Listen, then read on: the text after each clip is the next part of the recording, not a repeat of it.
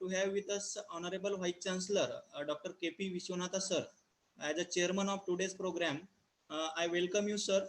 Then we feel honored to have with us respected Dr. Alok Kumar Sikka, WMI representative India and principal researcher, International Water Management Institute, New Delhi, as a chief guest of today's program.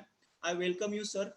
And we feel honored to have with us respected Miss Indira Prakash ma'am, environmental safeguard specialist, ICR National Agriculture Higher Education Project, New Delhi, as a keynote speaker and guest of honor of today's program. I welcome you, ma'am. And we feel honored to have with us Miss Sheila Kedia ma'am, research fellow, the Energy and Resource Institute, New Delhi, as a keynote speaker and guest of honor of today's program. I welcome you, ma'am. Then we have with us respected Dr. A.L. Farande, Dean and Director of Instruction, Mahatma Phule Krishi Vidyapith Rahuri. I welcome you, sir. Then we have with us respected Dr. Sharad Gadak sir, Director of Research and Director of Extension Education, Mahatma Phule Krishi Vidyapith Rahuri. I welcome you, sir. Once again, I heartily welcome all the dignitaries, associate deans, head of departments, scientists, faculties of universities, students, and all the participants for this program. So I would like to request Dr. Pawan Kulwal sir, organizing secretary and member CAST project, to give introduction about theme of Environment Day 2020.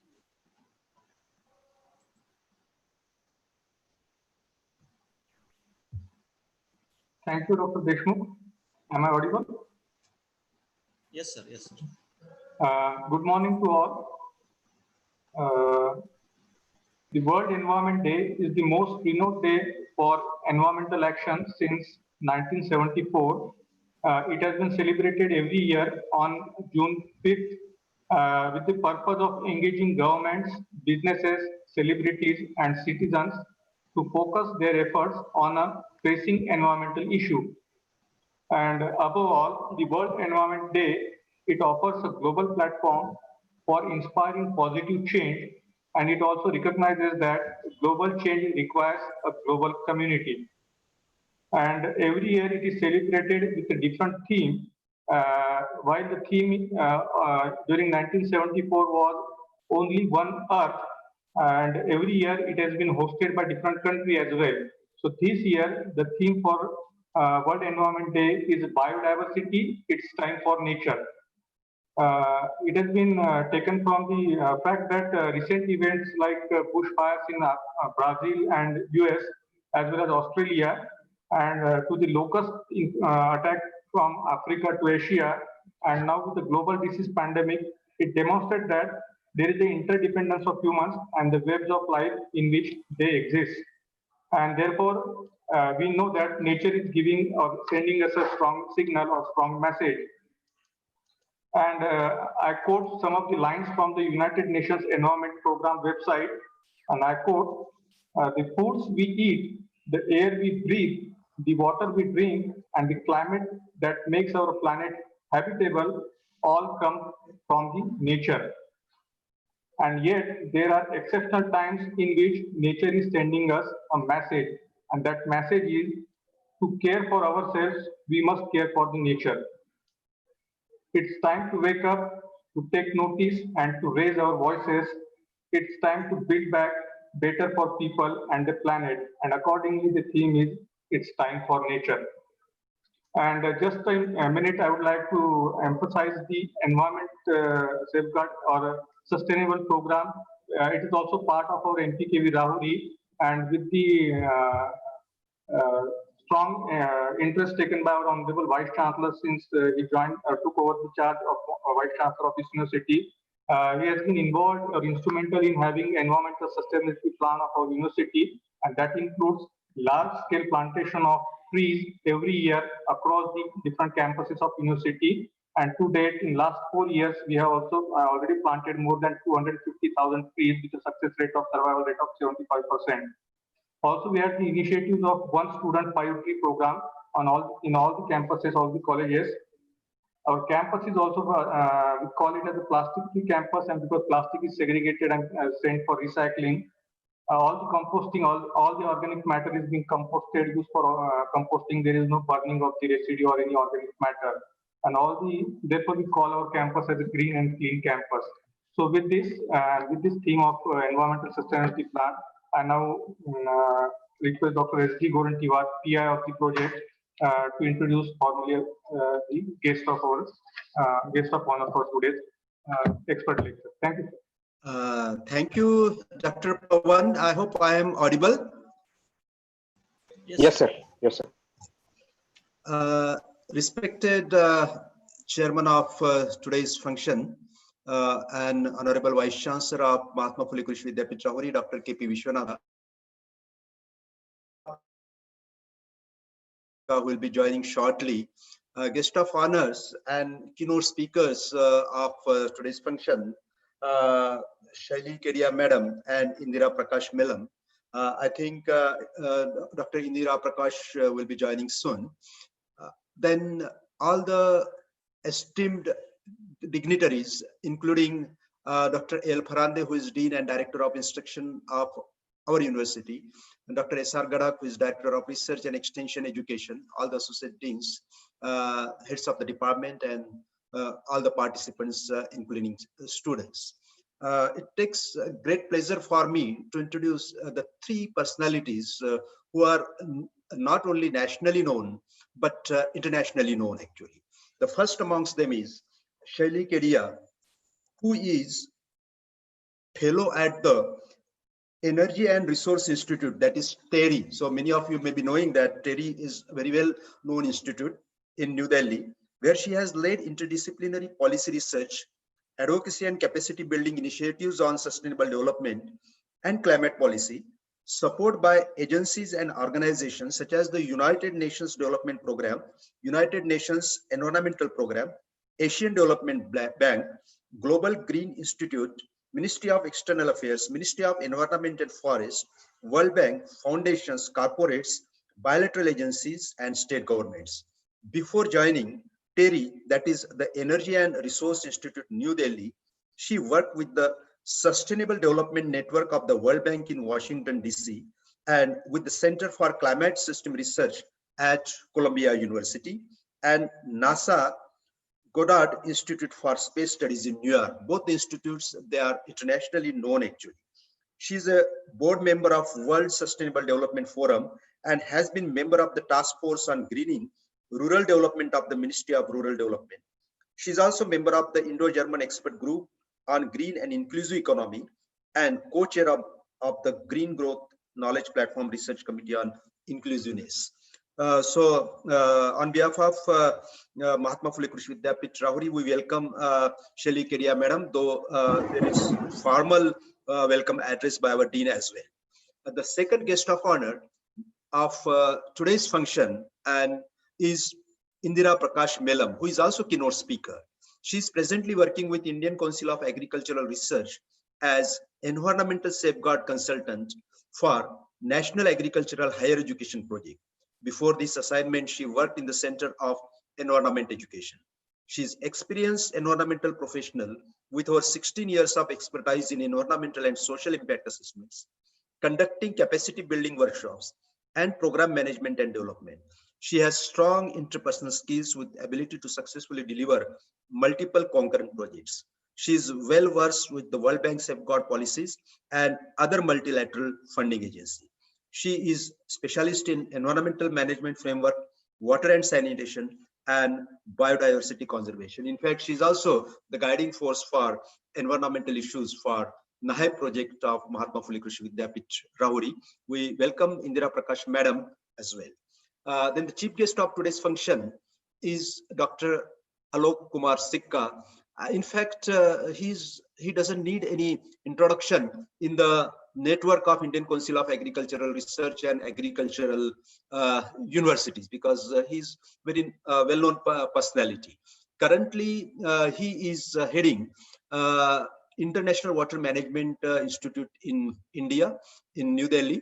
Before that, he was Deputy Director General at the Indian Council of Agricultural Research, New Delhi, for Natural Resource Management. And he held several positions in Indian Council of Agricultural Research, New Delhi, including the Director of ICR Eastern Region in Patna, Director of Central Soil Conservation Institute in Dehradun. He was before that principal scientist for a long period. And more importantly, he was technical member in the rank of Additional Secretary to Government of India for National Rainfed Area Authority project. And in that capacity, he is not only known in India amongst the agricultural network, but also in the state government administration of Maharashtra, because whenever we used to go to ministry for some work, and Dr. Alok Sikka is remembered in the Department of Agriculture, Rural Development, and Department of Water Resources. He is chief guest of today's function. We welcome him as well. And so we have such a three well-known dignitaries in the field of environmental and social safeguards. And along with those, of course, we have our chairman, Dr. K.P. Vishwanath, Honorable Vice Chancellor, and other dignitaries for this function. Thank you very much. And I now request Dr. L. Farande to please deliver his welcome address.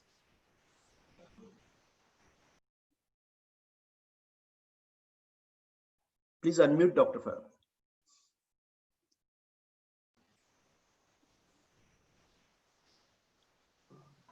He's coach, sir.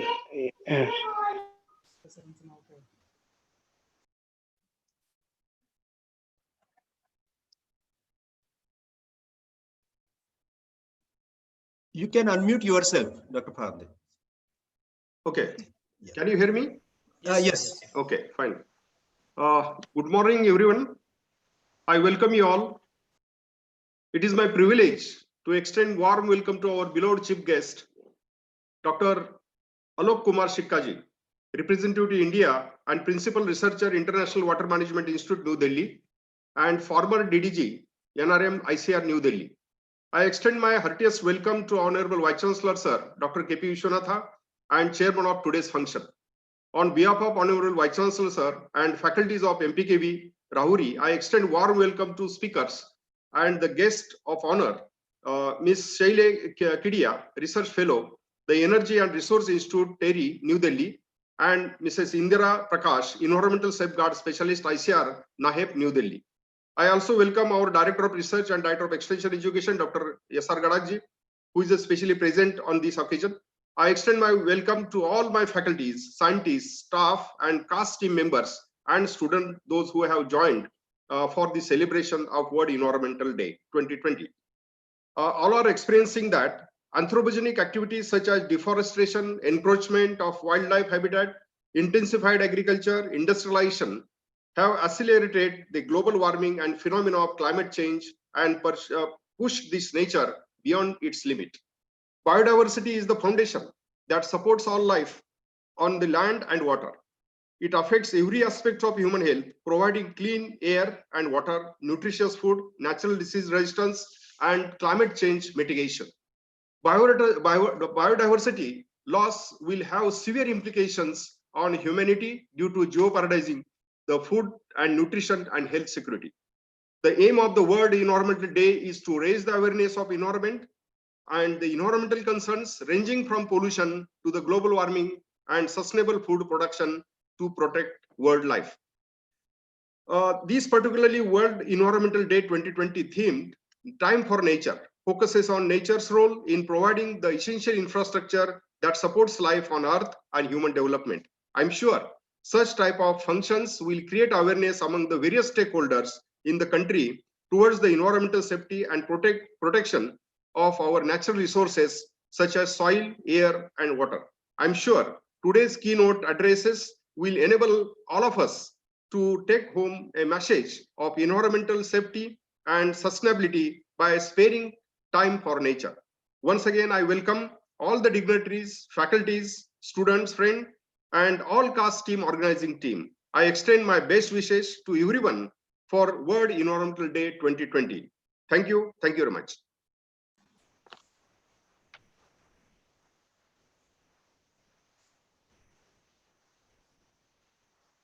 Thank you, sir. Before starting our today's lecture, we like to display one short video clip on the occasion of World Environment Day So please watch this video.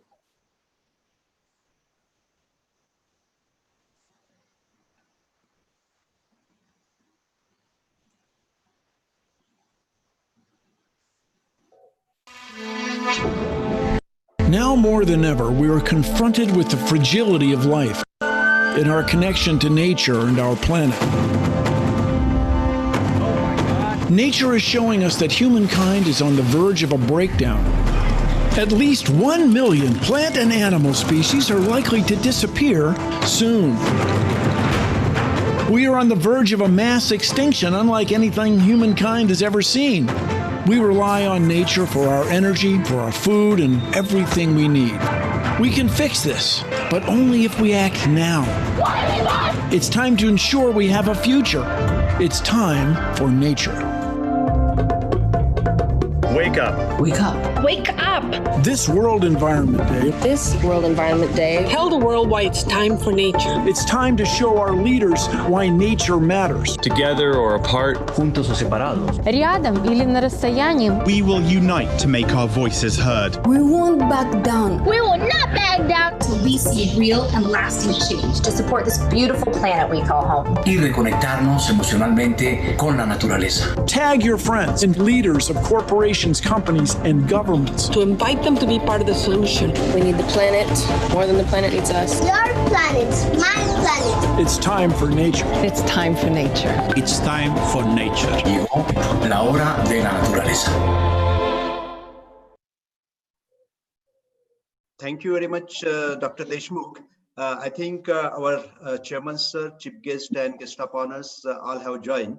I request our chairman, Honorable Vice Chancellor, Dr. K.P. Vishwanatha, to have brief dialogue with our chief guest and guest of honors. I request all of them to unmute themselves. Thank you.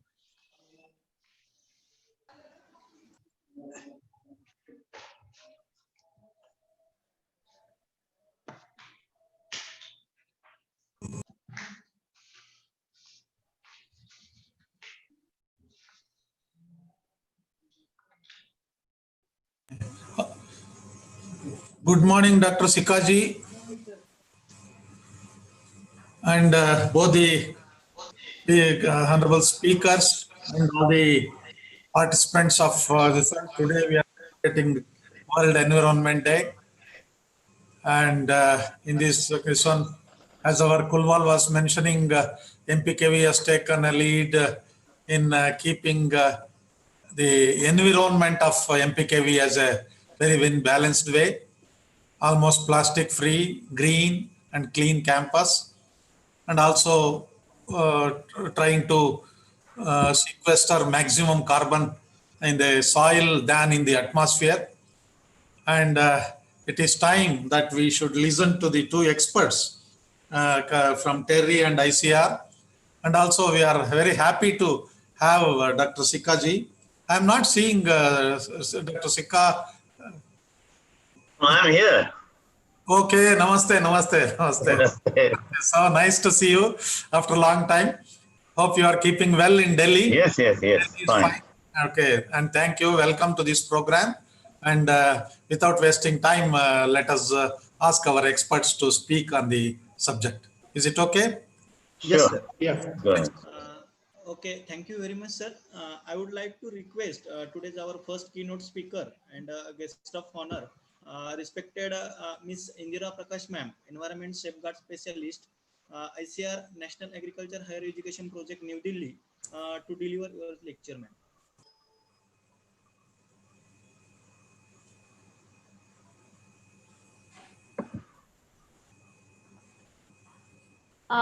Very good morning to everyone. Good morning. Yeah. So I'll share my presentation on the screen so that I can continue.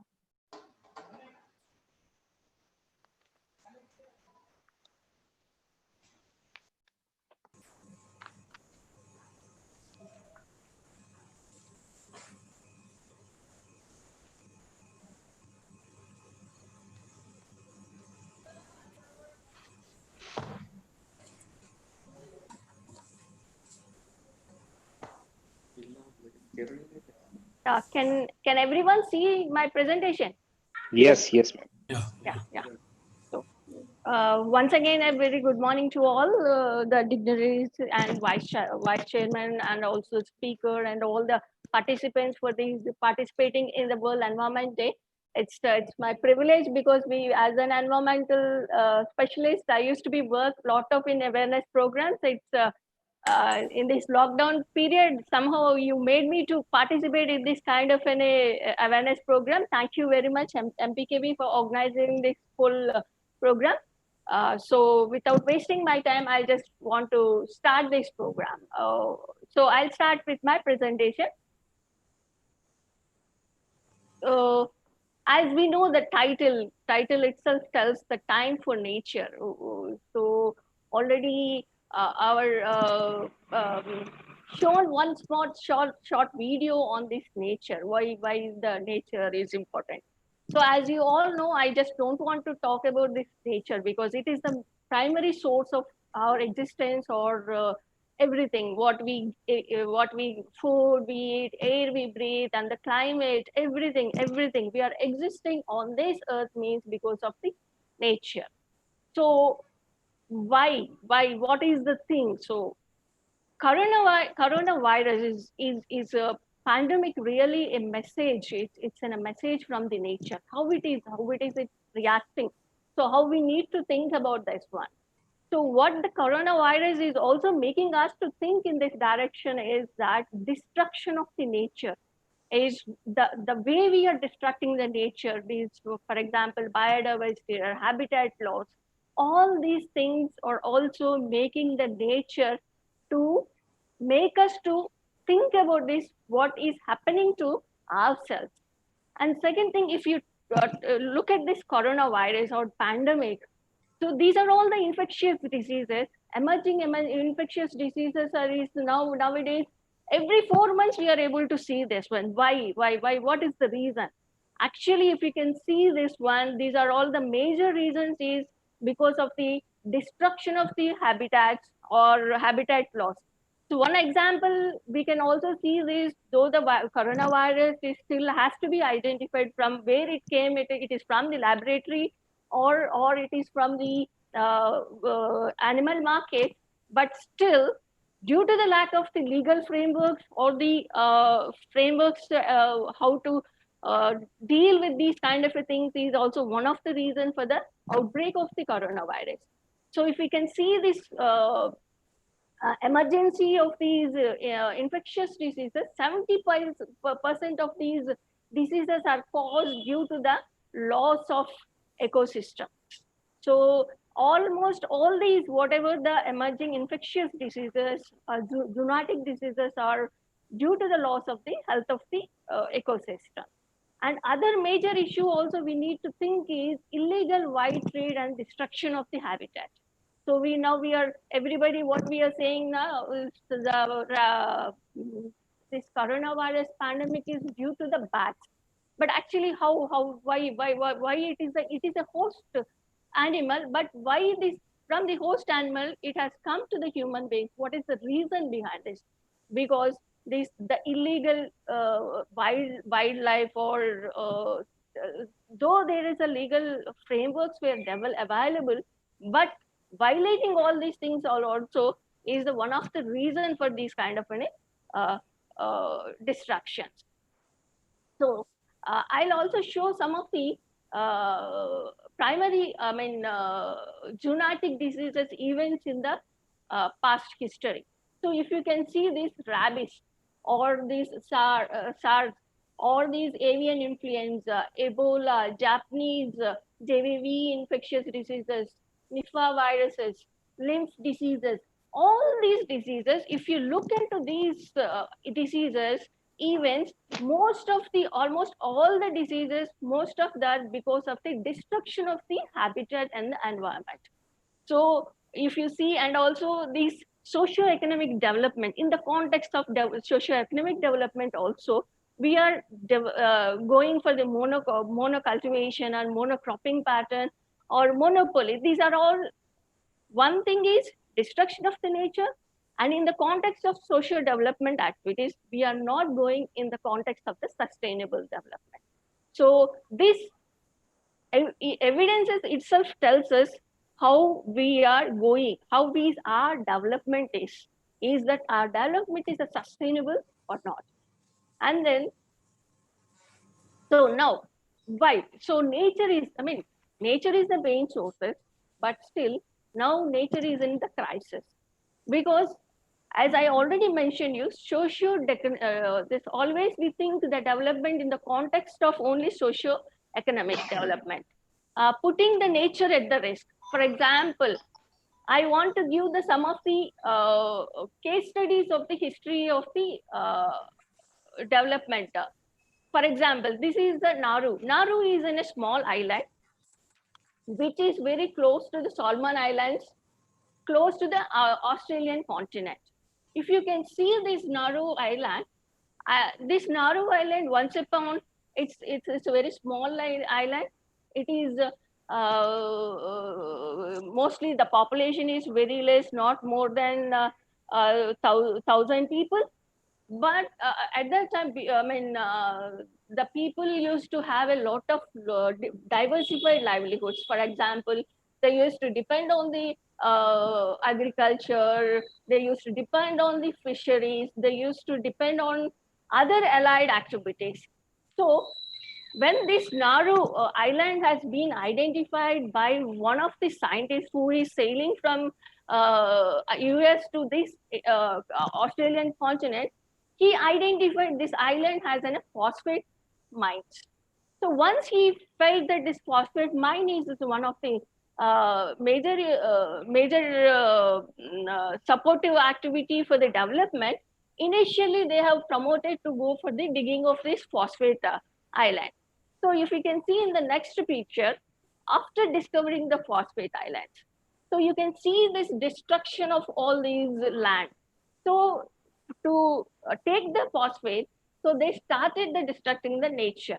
Okay, so initially there is a lot of peace and there is a good communication among the people and harmony among the people and the nature. Once the phosphate mine is identified and they started digging, the lot of money has been dumped to these community, these island people. So if you can see this second picture, you can see this, the total length of the island is 20 kilometers only, but still, if you can see the so much sophisticated houses will be there, each houses will be equipped with the good electricity and everything. And even though they use the car, but each people have the 4 or 5 cars in the sense, high intensive electric appliances are there, all these things. And if you can see this is one of the island which has a natural resources of the fishing. But actually, after this discovery of and lot of the money has been dumped into this island, so they have also started in a supermarket. So the people who has actually directly have the availability of the natural resources, they started to purchase the fishes which are already brought from the Australia, stored in the supermarket, and they purchasing after the 3 days or 4 days, putting in the ice. So this whole lifestyle has been changed. So the question I want to raise from these development activities, economy has been increased. Is this economy is in a short term? If you can see, it's the long term. So once, and second thing, when we come up talk about the health aspects, facilities are all available. If you see one of the because this phosphate mine is taken up by one of the companies in the fertilizer companies of the US, they are providing a lot of facilities like health facilities. If a person is suffering from any kind of a diseases, they are sending those people to the Australia by flight. So all these charges, all these financials were met by the fertilizers company. So if you can see in the previous picture, the youth is also facing the some of the health issues like obesity. So one thing, if you talk about the health facilities available, but life expectancy has been decreased. When you're talking about this society, social security is offered, But do we think that social security is a long term? And peace is disturbed. And if you talk about the values are also being compromised. Values means they used to have a lot of other skills. If not the agriculture, they used to go for the fishing. They also have the coconut plants, and they used to have other allied activities. Now, so all these things were there. So at the cost of the destruction of the environment. So the environment has been again which is the major source, is completely destroyed. And because of that, what are the issues they have been are facing is also, we need to think how our development system is working it. And I'll also give you another case study. So all of you might be knowing about the story of DDT. So when it first invented, everyone felt that it is a wonder chemicals because it has really improved a lot of agricultural production and everything. But so many birds have been died. So this issue has been raised by one of the ecologists like Rachel Carson. She developed, brought in a book called Silent Spring. So suddenly in 1962, she observed that there is no call, there is no spring, there is no sound from the birds. Why? What's happening? So then when she gone to these things, though this DDT has been increased, the production of these, but at the cost of the environment.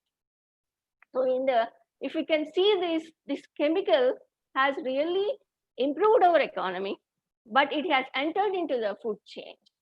And if you can see these, most of some disease, insects were also being resistant to DDT due to over usage of this one.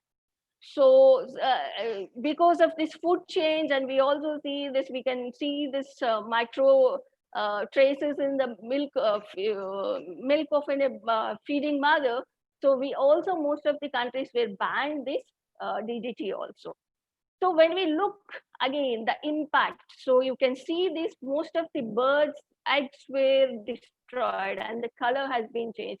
A lot of people were affected by other diseases like cancer and everything. And it has entered into the food chain, and it has entered into all levels of the food chain. So the contamination has been in such a huge impact. So again, once again, we talk in the context of such development. Economy has been increased because of the pest control, and health aspects where malaria has been eradicated, but the poisonous chemicals has entered into the food chain. And when we are talking about this environment, so again, environment is destruction, because when we talk about the environment or the nature, means it's not only the human beings, it's also the animals, all diverse species which contribute for the development, which contributes with which has to be a link among themselves for the sustainability of our existence on the earth. This is also another case study, because I want to give some diversified case studies. So this is also one of the case study. Story of Aral Sea, you might be knowing, this is between the Kazakhstan, Uzbekistan. This Amudarya and Sirdarya are the two rivers which were joining these Aral Seas. So before this one, this river is also provided a lot of livelihood. So most of the fishermen were used to be cultivated. We used to develop, sustain all these livelihoods like fishing, major activities, and also allied fishing activities. So once the Soviet Union has constructed the irrigation tank, you can see the water has been stagnated for a long time. Because of this, agriculture has been developed. Agriculture has been developed, and income has been developed. If you see the other angle of this whole development, most of the fishermen community has lost their livelihoods because these Amudarya and Sirdarya rivers has been dried up. And second thing is, this is linked to the Aral Seas, which also been reduced. The sinking of the Aral Sea is also seen in the second picture. So this Aral Sea is also the nature and habitat for diversified species. Okay, these diversified species are also has been extincted. Okay, and the salinity has been increased in the soil of that area, and finally, slowly again, this soil, agriculture production is again changing, has reduced it. So this also talks about, when we are talking about the development, how we are considering the environment. How we are considering the environment is another major issues here. The economic growth has improved, but it is not in a sustainable way. Health and livelihood is also in a question mark, and environment is another big question mark. So whatever the development activities we are going for this, we also need to think in the direction of the environment. Excuse me.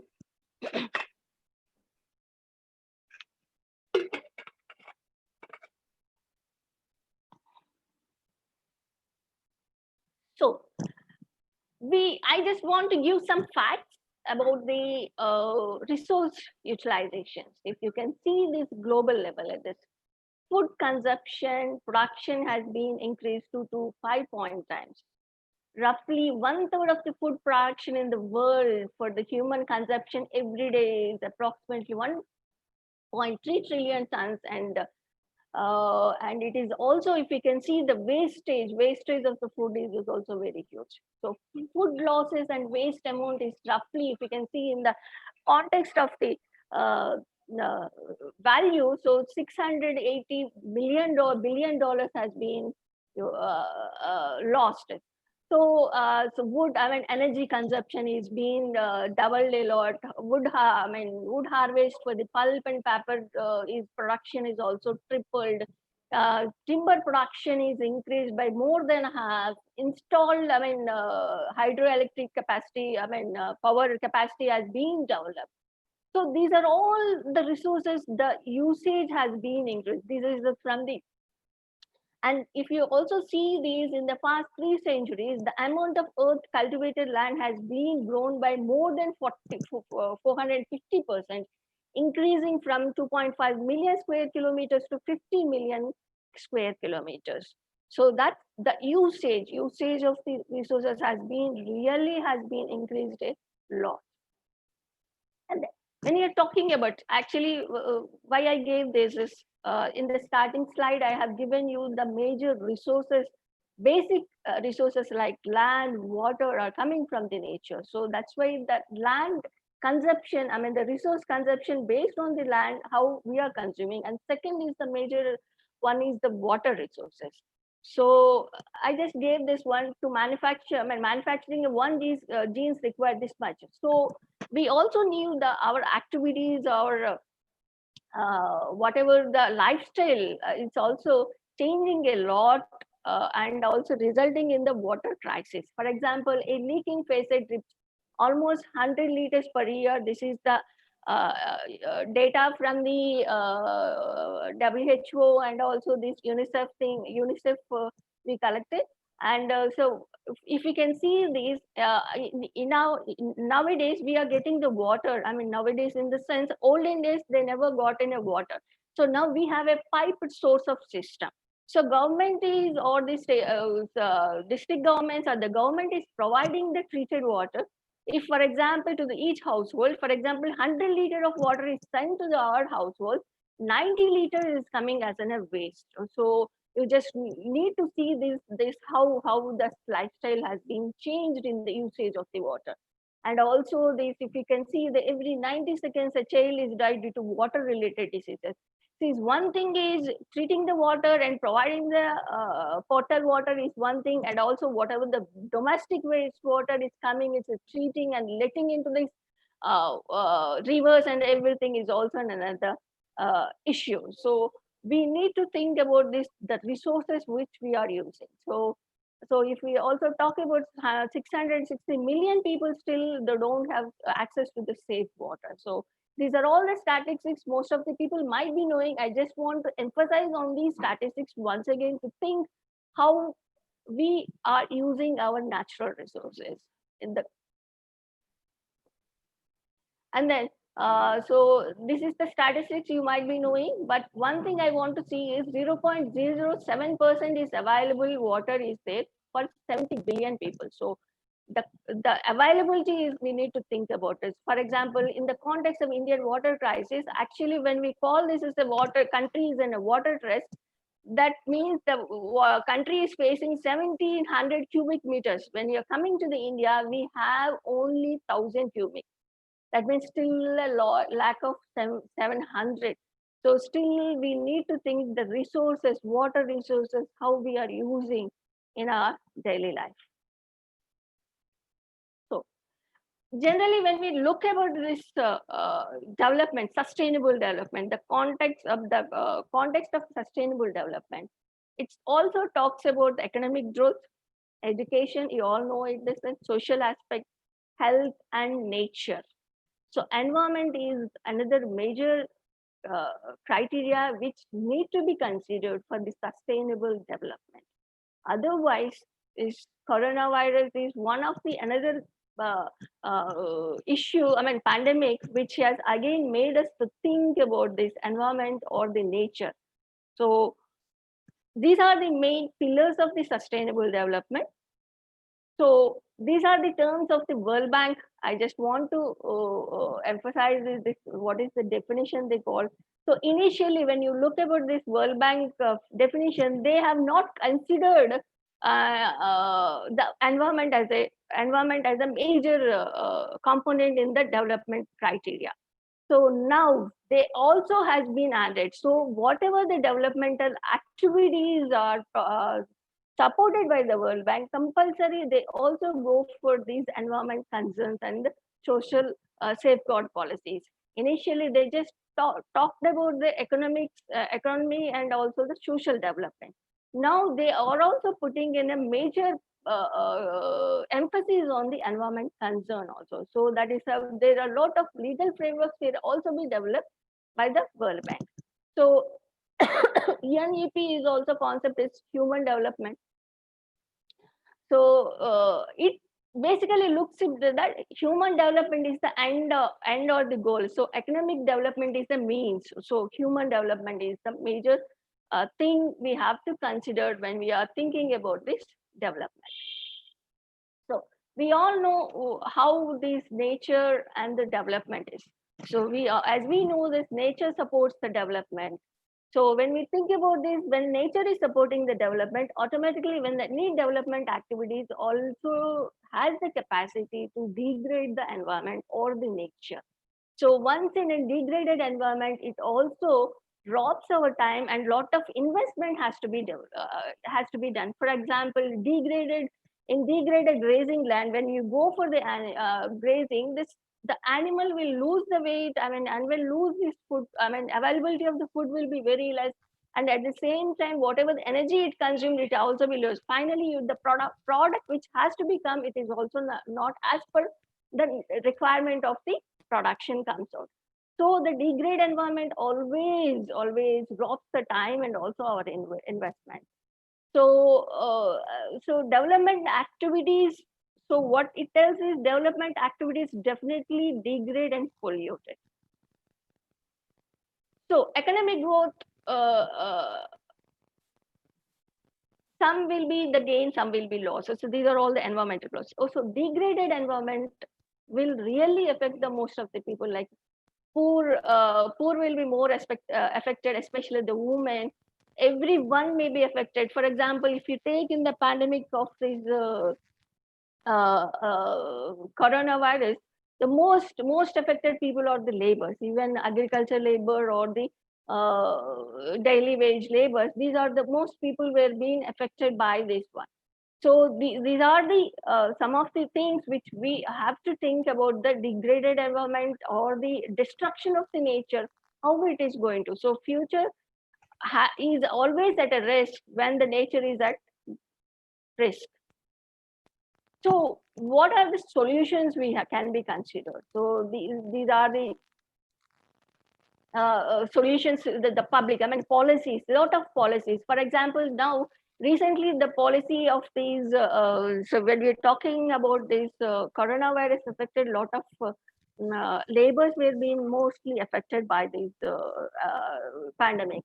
So we also conducted a CSA with the help of the CSA. We also conducted a survey. So if you can see this whole scenario, see, the people have been migrated from a long distance, have been affected by these things, and while they're going, they're affected in all aspects. Actually, so there should be a policies has to be developed in such a way that these non-sectoral livelihoods has to be also being properly managed, so that the poor or the woman has not to be affected. Not only that, all the policies, all the legal framework should be in the context of the sustainability of the development. So, for example, another thing is that we also need to think about these legal framework for the chemical usage. So, lot of chemicals has been dumped into the nature. For example, if you can see this, that a lot of plastic is dumped into the oceans. So, the traces of the plastic is seen in the aquatic animals. So we are not. So we should not be against to the chemicals, or because they play a vital role in our development and in our life.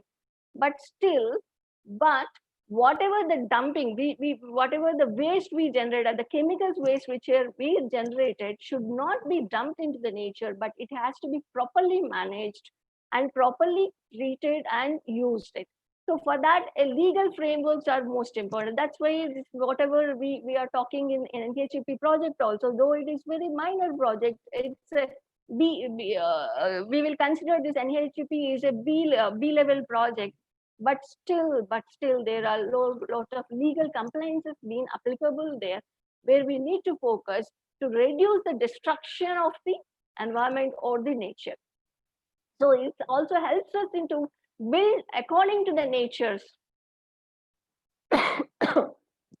Next, and other policies also, this urban planning and land use. So urban planning, if you can see these in Maharashtra, this pandemic is especially that Darwa slum area is one of the most affected. If you can see that whole concept, criteria of this whole thing, the most of the people were affected because no proper planning of the urban. So a lot of policies has to be developed in these directions for the sustainability of the people.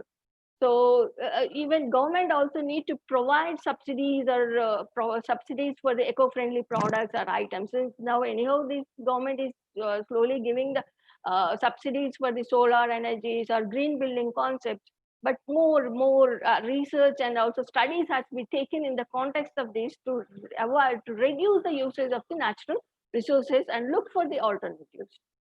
And in the context of the private sector, so companies need to be, whatever they have been developed, whatever they have been developing their own products, there has to be, now for example, this can be we can talk about this in the context of e-waste management. So the whatever the appliances we are purchasing from a dealer, its responsibility is to take back whatever the e-waste is generated by us. Initially we used to dump these e-waste along with the solid waste. So that created a lot of issues in both this air pollution and land pollution, and other accidents has been also seen it. So one best example now, these reforms or legal frameworks are making to enforce to follow certain guidelines, like this one is the e-waste management. So you're not supposed to give to a generally our practice is giving these waste to the kabadi wala. No, now the agency has to take care of these products in buyback system. So this is how the policies has been developed, and also we also need to look at the business strategies of eco-friendly efficiency. So now if you can see this, now the green concept is one thing. So building green concept, green building concept, or ecotourism, these are all the activities which need to promote in the environmental enhancement program. So if you can see this energy related also, now the BE is a Bureau of Energy Efficiencies. So using the star rated appliances will also be reduces the consumption of the energy. So this is how we can also look in the context of the private sector. So at individual level, but buying at the local market, conservation, reducing the disposable. So one-time use plastic is one of the major issues. We are also not against the plastic, but still we lack the technologies or availability of the management of the waste. So we also need to think in the direction of this plastic management and also plastic, what is that? The whole cycle, the production to the end product. So we also need to look in that direction. So when we at individual level, better not to use these one-time use plastics, and we also need to think it at the angle of public transport. So to reduce these pollution and all these things, you already know it. I just listed of some of the things which we can do: water harvesting, and these are some of the things which we can do it. Conservation means it's not only the water, it's energy, and the waste management, reduction of the waste at household is a major issues which need to be think at the individual level. So another issue is the lifestyle practices being changed in our present scenario. So what are the sustainable lifestyles we have to do, and what are the sustainable practices? So when you're going for any consumptions, really we need to think: is this compulsory near this one, or for these, or for the just for the sake of the purchase are we doing? So we are all the small practices which need to be sustainable. So, and second point is another major issue where the world and also the India is facing the waste management, solid waste management. If we can see this, so many people are also involved in this one without a proper management or guidelines in the waste management systems. Their families, their children were involved without. See, with the bare food, they used to segregate the waste, and whatever we dump the waste, those people were also somebody's. I mean, the cost of, what do we say? At the luxury of ourselves, somebody is facing this one. So we need to think about the waste management also. Do I need to stop? Some two persons, participants will raise their hands. Hello. No, madam, you can please. You can continue, madam. Yeah. Sir. Okay. So the other point we also want to talk is buy sustainable products. So if we can see these organic organic food is also one of the thing, and the certified sustainable products is also need to be focused on this. So even MPKV Rahuri is also, when we talking about this, we have India is a stands eighth place in the biodiversity resources, stands eighth place. So we have such a kind of a diversity even in cropping, in crops also. So a lot of these millets are all being again reback to our system, into our lifestyles, done on into our life, so that so now the present scenario of this COVID-19, so we have to be part of this virus, but our immunity system has to be developed. So these are diversity of the crops also being consumed, and be focused on this one. So, and if we can see these eat diversity, sustainable produce foods for the nutrient diet. So as I already mentioned this one, how to improve based on our diversity of the crops to develop our immunity system, and also nutrient diet to be taken. So recycling of the waste, another thing. So we also try, that is why the NHEP, though it's a very minor, we also focus on the food waste, like going for the composting and recycling the waste. As we all know, you are the already agriculture scientist. The benefit of the compost has its own value. So that's why we also want to focus to reduce that heavy burden on the nature, and reducing at our level, and so that the nature has its own time to come back to its original time. So that is the why we also talk about the recycling and the energy also. So when we are talking about the energy now, a lot of changes has been and researches has been done, and so if you can see the CFL bulbs has been come up, solar energy, a lot of changes we're taking.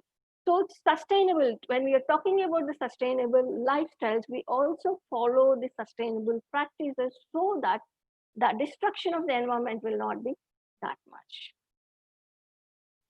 So challenges and opportunities. For example, if we talk about the technology, so we need to have a lot of new technologies, lot of studies and advanced technologies required for the environmental friendly, in the context of environmental friendly technology. So that's why we also MPKV and also other under NEHAP, we are also trying to promote a lot of environmental friendly technologies to bring in the agriculture sector, so that the pressure on the nature will be reduced and all the people will be benefited in this harmoniously. So the technologies are most important in agriculture and other aspects also. And we also talking about the education for the sustainable livelihood, sustainable living, and also for this society. So the starting, I mean, we are as an Indian culture itself is we are conservative mode, but still we somehow that pattern, that lifestyle has been changing. So once again, we need to focus on the education for sustainability. Okay, education for sustainability. So need to focus on that one for to bring the change or to bring among the children or the future generation, because those generations should not face the crisis of the lack of the resources in the future. And second thing is, we need to more focus on the organic products. So I mean, we know this production will be very less. How best, I mean, it's also some of the models we are also trying to plan is that raising their own vegetable gardens at house level to reduce this one, and organic products can be consumed. So these are some of the practices also can be taken at the individual levels also. And also the government is also trying to in the policies also trying to bring that some conservation activities. For example, NABARD is the one with the government of India have conducted a huge campaign on the water conservation in 2019, where understanding this whole water resources and how to utilize this one, and especially in the context of agriculture sector. So making the children, I mean, public and the people to aware of the water crisis and go for what kind of things we have to take part. So there are certain where the government and other agencies are talking is water related issues also we need to focus. So finally, when we are talking about this development, so the fruit of development is standard of living or the quality of living. So most of the people, we follow the standards of living. Standards, matlab, we have, do I have a car? Do I have any facilities? I have a luxurious car. These are the standards. Do I have the proper income where I can medical facilities can be done, and my education can be done. But the quality of life talks about the health and happiness. So the quality of life is missing now in the present generation. So present scenario. So we need to, so the fruit of the development should be the quality of life, not the standards of life. When we talk about this, Mahatma Gandhi also talked, it took Britain half the resource of the planet to achieve its prosperity. How many planets we require, planet will be country like India requires. So finally, what we also need to do is not this resource, the availability of resources enough for us, but we need to think in the context of sustainability so that all the people will be benefited, and finally the nature will be at the safe. So when we save the nature, it only saves us. So we should be thinking in that direction. So this corona pandemic is really making us, giving a wake-up call for us to think about this present nature situation. Thank you. Okay. Yeah. Thank you, ma'am, for sharing your valuable thoughts and delivering the lecture on this special occasion of World Environment Day. Yes, your valuable guidance is definitely helpful to us. Once again, thank you very much, ma'am. Yeah, welcome. Thank you. Okay. Now, I would like to request our today's second keynote speaker and guest of honor, Ms. Shailia Kedia, ma'am, to deliver the lecture. Dr. Nandlal, just a minute. I think Dr. Indira Prakash, she has to join another program. So maybe the couple of questions which have been raised, probably you can put up those questions to Madam before she leaves. Madam, you have to leave for another program? Actually, it's yeah, 11:30. I have time another. I mean, I booked at 11:30, so I have time another half an hour. It's fine. So. Okay. Okay, so we can take up the questions right now, or one or two questions are there, or we can continue and we can. Yeah, we can continue. I'll also listen. I'll continue, and we can have. I mean, address the questions later also. That's not a problem. Thank you.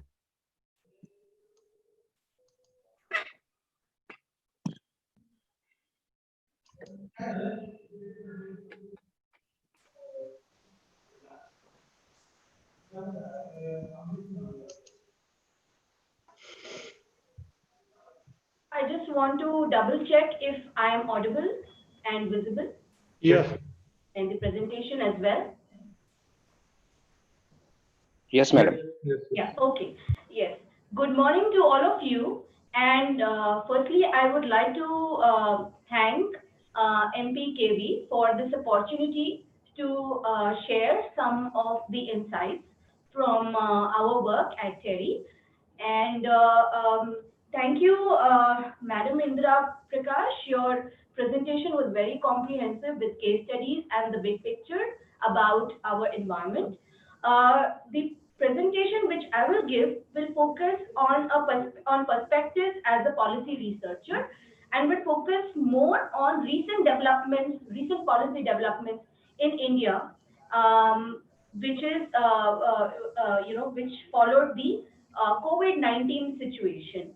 And my presentation is titled Greening Post-COVID-19 Economic Recovery in India. And this presentation is based on a paper which I wrote with some of my colleagues at TERI and also the National Institute of Public Finance and Policy, and as well as it was reviewed by experts in TERI and the Global Green Growth Institute. And this paper was put out as a response to our Prime Minister's announcement of economic package in response to COVID-19.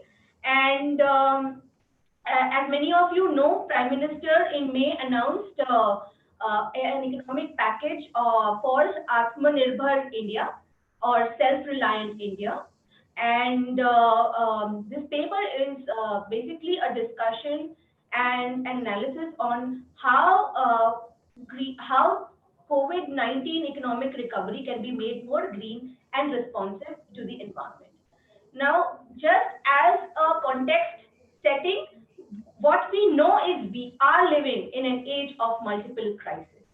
COVID-19, as Ms. Indira Prakash also highlighted, is considered an Anthropocene disease. Anthropocene is a proposed concept that we are living in an epoch where human impact is so much on the environment that humans are capable of making major changes for planet Earth, our habitats and ecosystems. We already know that many of recent infectious diseases or zoonotic diseases have their origin in the destruction of habitats, ecosystems, and biodiversity. As a result of which, ecotones are areas where you have more interaction between different species, humans as well as non-human species. And this ecotone, the resulting of ecotones, leads to the emergence of infectious diseases. We also know at present we are facing, one of the worst locust attacks in around the world, and it originated from Africa, and we know how it has devastated, and it has been a major cause of food insecurity, not just in India. And also, there are concerns related to land-related conflicts as a result of such incidents. We have seen very recently two cyclones hit India, Cyclone Amphan and Cyclone Nisarg. And what we can say is we are living in an age of multiple crises, and policy, national policy, state policy, local policy, global policy, regional policy, they all have to respond to these multiple crises, which somewhere are linked to our environment. Also, in the present context, when we talk about COVID-19 and environment, studies have shown there is a positive correlation between COVID-19 infection and morbidity in areas where there is higher air pollution. Air pollution not just makes people more vulnerable, but they also make them more prone to COVID-19 infection as well as other infections. What we also see is there is a lot of infectious waste that has been generated during the COVID-19 outbreak, which is as a result of personal protective equipment, masks, and gloves. So it is very important to increase capacity to handle such healthcare waste. And a lot of this waste is not generated in hospitals, but is mixed with municipal solid waste. So these are some of the present challenges that we are facing. Now, in terms of the COVID-19 economic package of India, we know that the Prime Minister last month announced a special economic package for Atmanirbhar Bharat, or self-reliant India. Now, the package is of 20 lakh crores or 20 trillion rupees, which is considered to be 10% of India's gross domestic product. However, some experts have analyzed that a lot of economic packages around the world are based on actual fiscal spending of governments. And if one were to look at the spending component of India, so it somewhere kind of comes to 1.2%. And if one were to also consider the funds available for state governments, then it goes down further to being about 0.8% of GDP. We also know that the 5 pillars of the economic package of Atmanirbhar Bharat, or self-reliant India, which was announced by the Prime Minister, consists of economy, infrastructure, system, vibrant demography, and demand.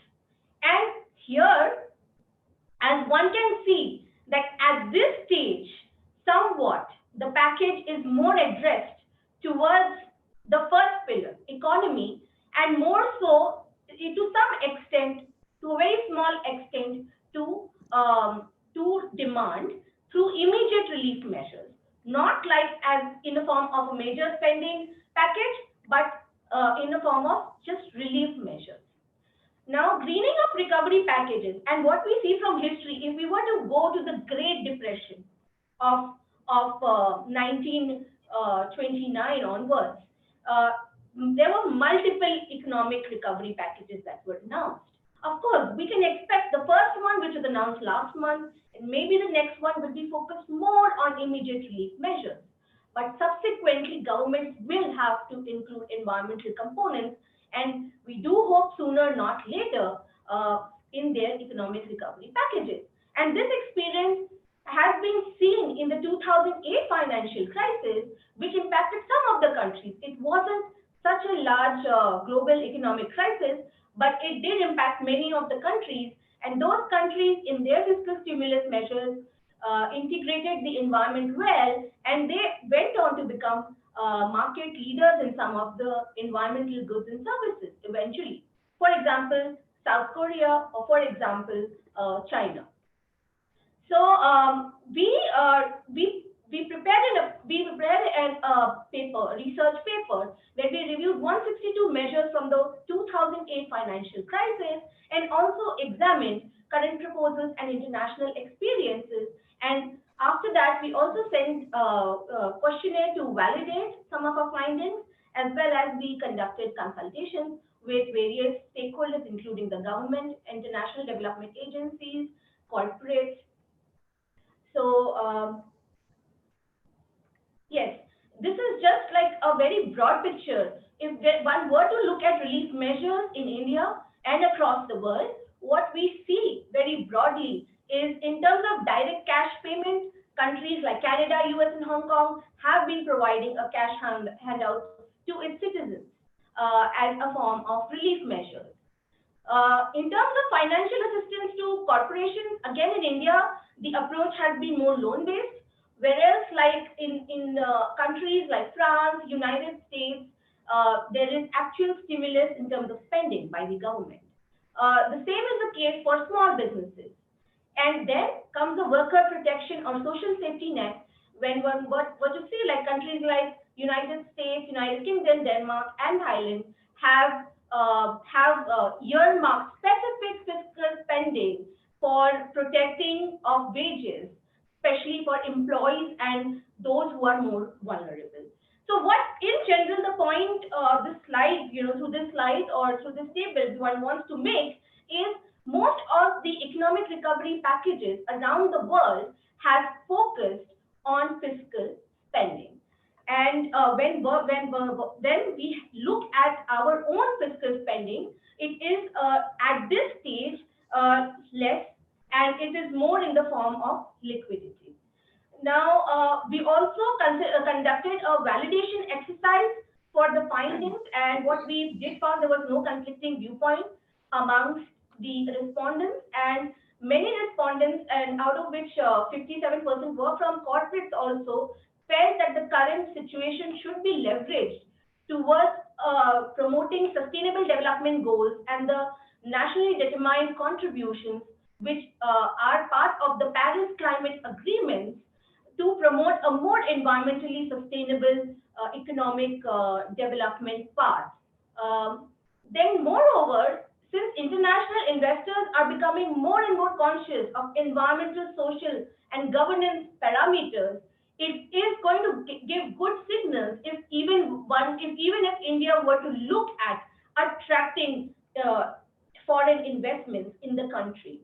And it would do India good if India were to focus on markets related to environmental goods and services. For example, the Ministry of New and Renewable Energy is looking at an export market on renewable energy services. So since India has a highly skilled engineering and technical capacity, in fact, India is trying to venture out, looking at this opportunity, to look at opportunities related to even in the service sector related to renewable energy.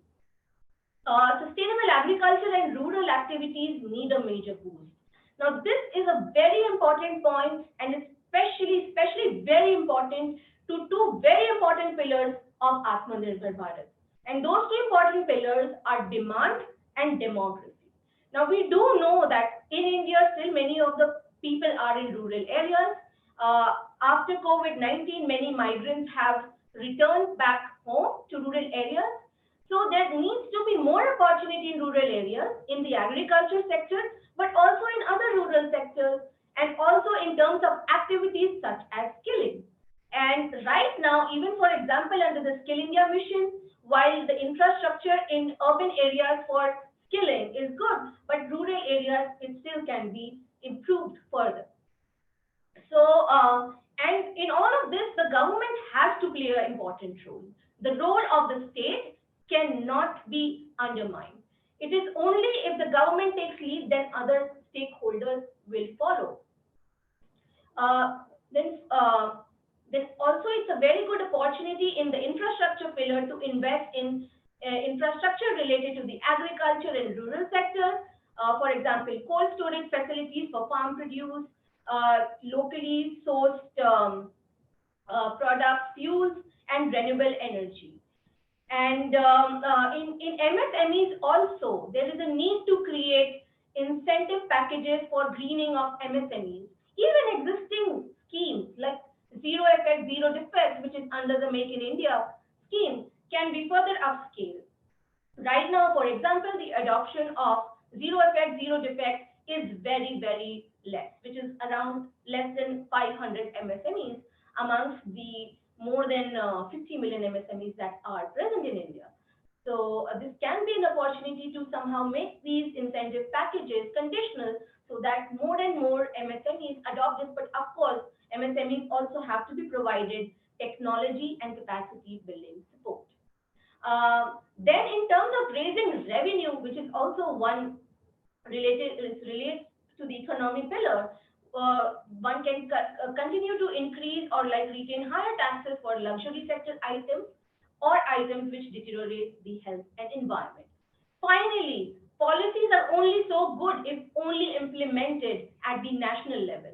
And there is a need to align policies at all the three tiers of the government, including the state and local government. Now, just in terms of briefly summarizing the findings of the 5 pillars in terms of the economy, what one sees is that there is an opportunity to develop market competitiveness of environmental goods and services, and a country can so much only be considered as an investment destination if a country is actively conscious about responsible business conduct and environmental, social, and governance parameters. Then revenues, which is freed from the crash in world oil prices and taxing of luxury goods, can be redirected towards activities that are more directed towards environmental sustainability. Finally, Government of India and the Reserve Bank of India already have put in place priority sector banking norms, and this could be further pushed as a part of COVID-19 recovery package. In terms of infrastructure, it is a good idea to upscale renewable energy infrastructure and make technology available which is more resource efficient. Also, infrastructure has to be strengthened at the local level, especially in the municipal corporations which are dealing with additional waste in the municipal solid waste. Then in terms of transport, again, it's an opportunity to put in place schemes such as vehicle scrappage policies and upgrade the current infrastructure. Then in terms of systems, now by systems one kind of implies that decision-making processes are linked to the digital India. Again, decision-making processes can include green budgeting at state and national level, which can be SDGs linked mapping exercises, so that states consciously make decisions as to where the spending is going and to which SDG they are contributing. Then there is a need to strengthen systems of certifications and labeling such as Z, which is zero effect, zero defect, EcoMark, and other labels. As well as there is a need to upscale sustainable public procurement. The Ministry of Finance has already put in place certain provisions under the general financial rules, but this can be further applicable to many other products. Right now, the product category mostly links to electrical appliances related to the Bureau of Energy Efficiency Star appliances, but the product category can be further expanded. Now, in terms of the demand side, especially there is a need to boost demand by strengthening the agriculture and employment in rural and urban areas. Now, this is where institutions like MPKV are very important, because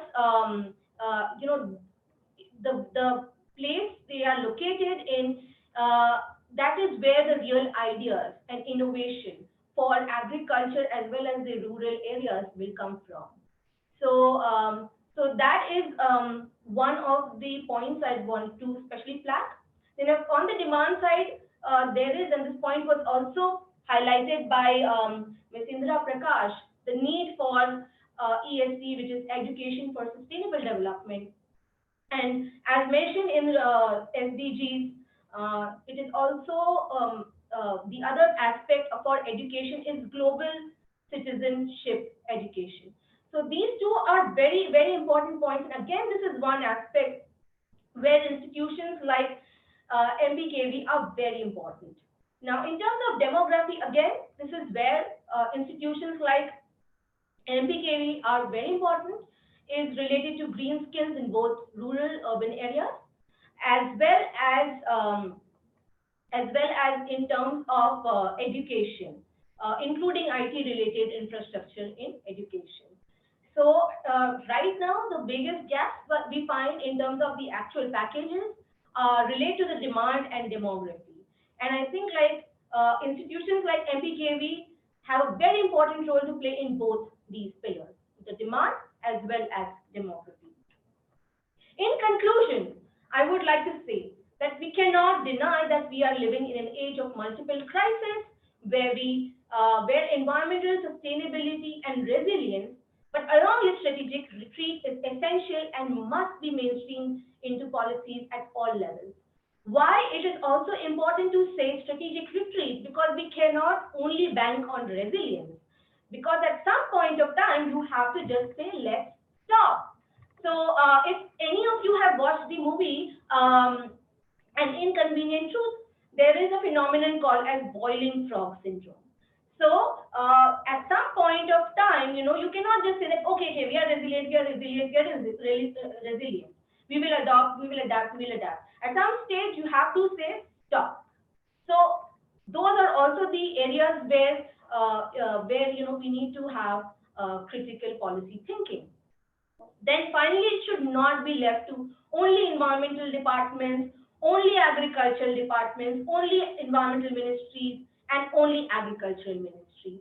If environment has to be at the core of policy making, it is the finance and economic departments that will have to adopt environmental sustainability concerns in their decision-making process. Government have to take a lead in terms of measures like green budgeting and sustainable public procurement. Again, these two are areas which actually fall under the Ministry or Department of Finance and is mostly under the purview of economic decision making. And once Department of Finance or Ministry of Finance takes such decision, other actors will follow. Then rural and agricultural sector are key, both in terms of demand and demography, and need a massive spending from the government. And again, this is where, again, I'd like to emphasize institutions like MPKV are very, very crucial. Finally, no recovery or resilience is possible without strengthening all tiers of government, whether it is the national, state, or local level, along with, of course, the policies at the regional level as well as global level, along with empowerment of communities and individuals. And thank you. That's the end of my presentation. Thank you.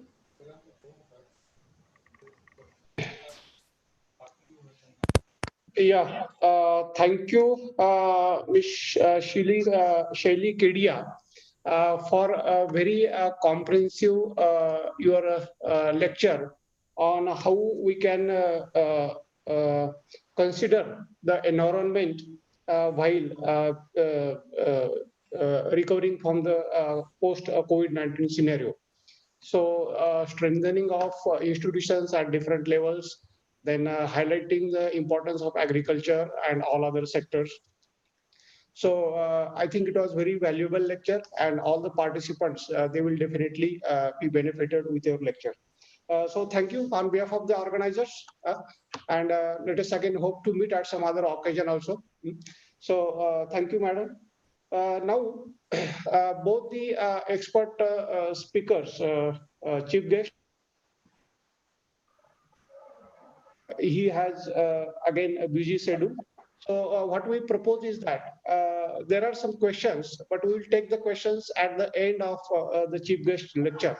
And if in case it doesn't happen, if the keynote speakers and guest of honors, they have time limitation, then we can address these questions later.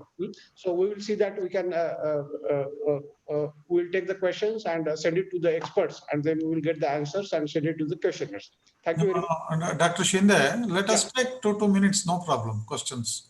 So, okay. Okay. So we'll have 2 questions to our last speaker, Ms. Indira Prakash. So who has the questions to Indira Prakash? They can ask the questions. Sir, in chat box there are a few questions asked by participants. So I read here one by one. Okay. First one, one participant asked about International Solar Alliance. and India's opportunity in it in future?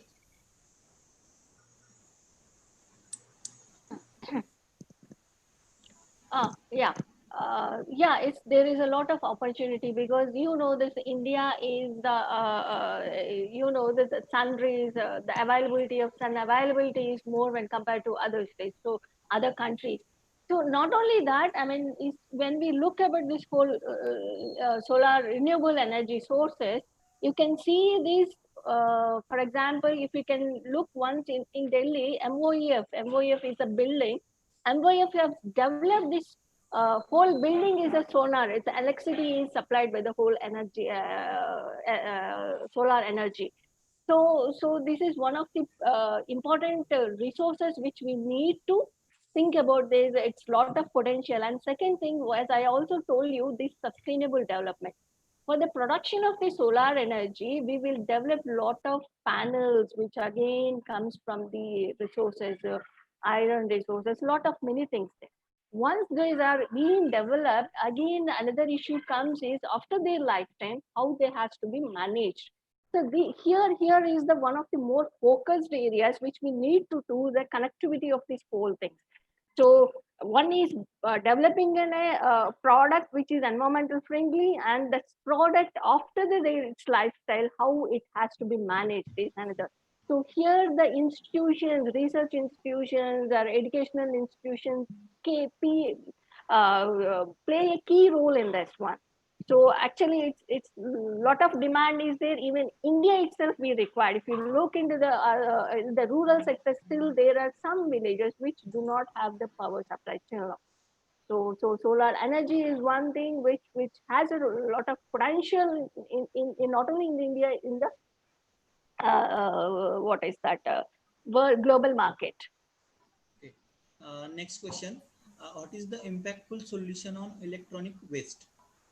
Yeah, so initially we don't have these e-waste management has been developed since long time, but now it has a lot of what is that reforms or the amendments being taken place. Now what is the amendment has been done in the e-waste management is the person who is producing or the person involved in the what is the marketing or the dealing of these purchase or these things. So that person's responsibility is that to collect the waste, I mean, collect the material after its lifetime. For example, that's why in the institutions, especially a large scale product, I mean, in large scale, we'll consume, we'll purchase the materials. So there are two major things which you need to be considered. So you have to maintain a register. So if you see this e-waste management, there are broadly divided into two components. One is the electronic items which is used at household level and which is used at the what is that official level. So we have to bifurcate. They have given even the codes in the act also. You have to make in a proper register what kind of electronic appliances are there and which component, which code is applicable to that. You have to maintain a register after June 30th. I mean, every year, June 30th, once you register with the ministry, I mean, with the State Pollution Control Board, State Pollution Control Board identify some of the dealers who manage these e-waste. So those, you have to call those people, let the people come and collect it. For that, they'll charge minimum charges, which we also need to pay for that one. So this is the system has been developed. We need to focus on this, especially when you're talking about this e-waste management, these computers, CPUs. Never don't give to any normal local kabadi wala. So you have to give to the dealer.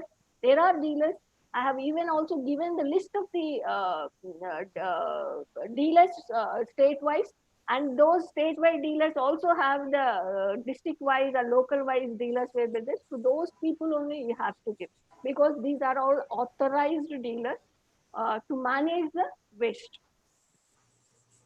One more question. Without using pesticides, fungicides, herbicides, and maintaining good environment, how we can increase crop production and their nutritional quality? See, that's why these I think we are more in this being as an agricultural institution. See, using the chemical, what kind of a chemical? For example, that's what we talked about is DDT. I just gave in a DDT. It's more poisonous. So that's why WHO has been identified a list of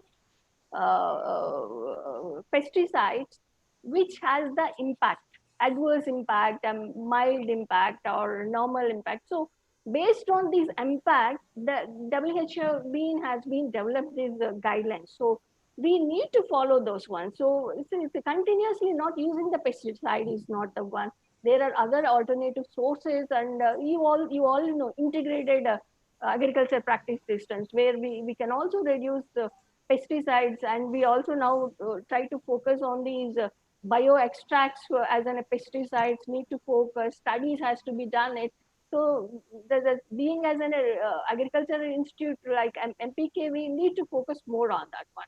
How we can reduce the pesticide consumption, bring this bio extracts again.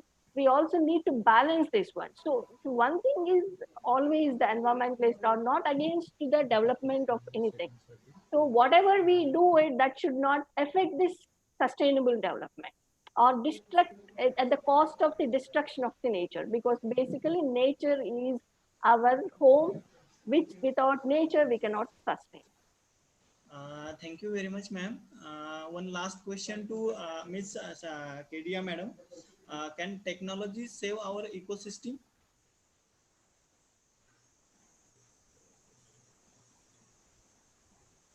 Yes, thank you so much for that question. And we certainly know that it's not, history has shown that technology is not necessarily the panacea. But then again, that is the only, in one of the ways, the only tools which, mankind can use. So, for example, there are always, good examples of technology, in terms of renewable energy, but also what one is talking about, and this is more in the global discussions also, we also need to talk about nature-based solutions, because a lot of the solutions are in natures themselves. So it is, yes, technology will help, and we will have to still back and rely on technology, but at the same time, we need to also look at nature-based solutions when it comes to preserving our ecosystems. Because so much that we have only relied on technology and pushing the frontiers of technology, we have forgotten and lost in touch with nature. And somehow the COVID-19 situation has again made, and it's an opportunity for us to fall back and look at also nature-based solutions and not only technology-based solutions. Thank you. Okay, thank you very much, madam. Now I would like to request our today's chief guest, respected Dr. Alok Kumar Sikka sir, IWMI representative India and principal researcher, International Water Management Institute, New Delhi, to address the participants. So thank you very much, Dr. Vishwanath, Honorable Vice Chancellor of MPKV, both the key speakers, Indira as well as Shali, all the deans and directors, and all the participants of this Environment Day celebration. Good morning to all of you. And first of all, let me thank the Vice Chancellor and his team for having given me this opportunity today to be over here with all of you and to listen to two learned key speakers as well as the others.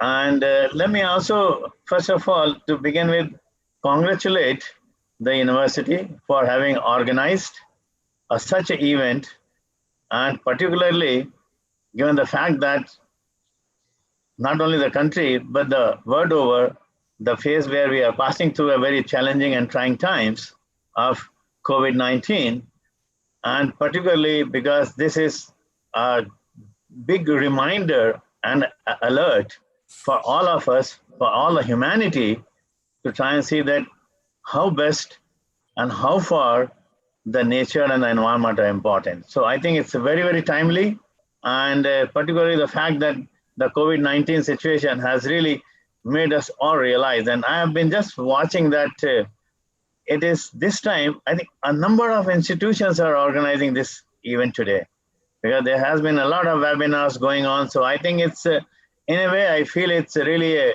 a good thing that all people have taken it as a reminder and as an alert.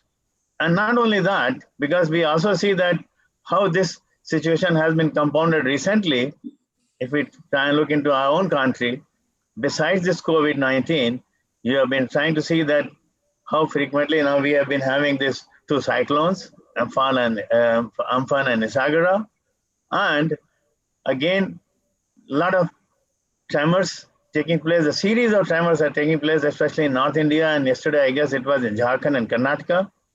And even there are kind of writings which are coming up from the earthquake experts and the geologists and the meteorologists that when we have this kind of a series of small tremors, these are really not a good sign, because they are, again, there is an alarming bell for something, God forbidden, not happening in a kind of a bigger thing.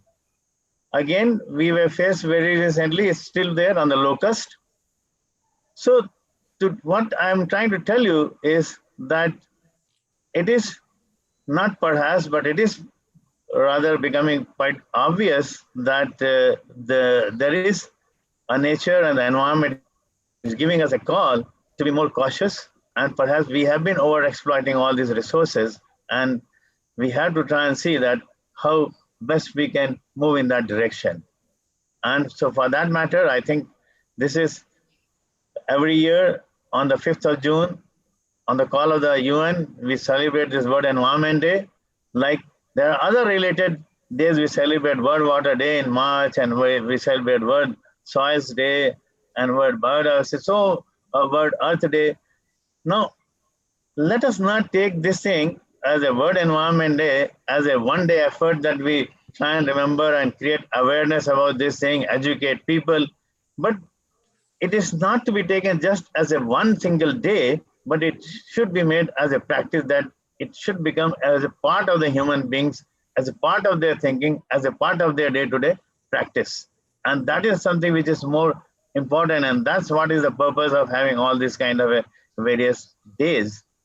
And now coming as the two learned keynote speakers I have already mentioned, because I think the first speaker, Indira, gave a very exhaustive presentation. So I'm not going to touch any one of those points because she has really covered a lot of ground.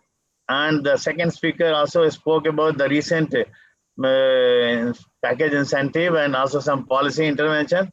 Towards my end, I'll also try and connect something on the policy intervention and the need for the policy formulations in trying to be more integrative.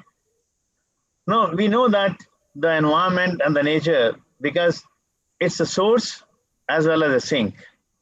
It's a source for all raw material, it's a source for all the human needs, living things, and be it land, water, forest, air.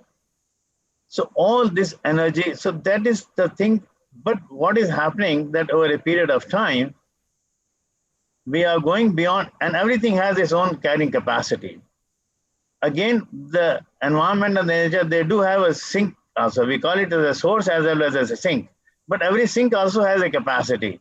Because if I go on dumping beyond a certain point into the soil or into the natural resources, definitely it is going to burst. And so that's something that we have to try and look into, because the way our land, water, soil, forest, all are getting degraded at a much faster rate. I'm not going to do the statistics because Indira has already given. So that really has been reminding us in trying to see that how we try to be more proactive, in a sense that we take good cognizance of this environmental factor and see how best we can strike a balance. I know that for sure that, development is also important, but at the same time, if we don't preserve the environment, there's not going to be any development. So we need to see that, of course, there is a dichotomy between the environment and ecology and the development. It's always there. It may perhaps be there. But what really we have to see is that how best we strike a balance. And now once it comes to striking a balance and we come to the infrastructure, of course, particularly those who are dealing with the natural resources, soil and water conservation and the forest and other resources, because we are talking about the two different types of infrastructures. One is built-in infrastructures and other is nature-based solutions, or what we call it as a green infrastructures. Now, there are greater sense of realization that, of course, either or will not perhaps work. So we have to try and see that how best we integrate both the built-in infrastructure together with the green or the nature-based solutions. Now, to tell you just an example, what we basically do in the watershed management programs, I mean, some of these small biological and other measures, they are basically the nature-based solutions. We are also now talking about the nature-based solutions for groundwater recharge, for soil sustainability, resource sustainability.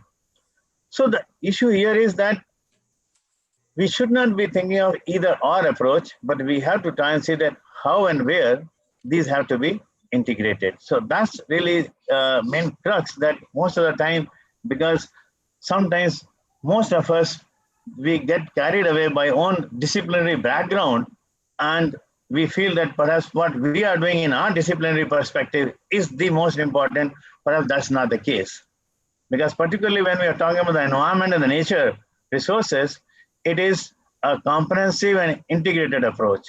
And that is the crux of the whole thing, and that is the bottom line. And it is pretty much accepted fact that unless and until we do look into that with greater sincerity and optimism, perhaps we are not going to go towards the sustainable growth.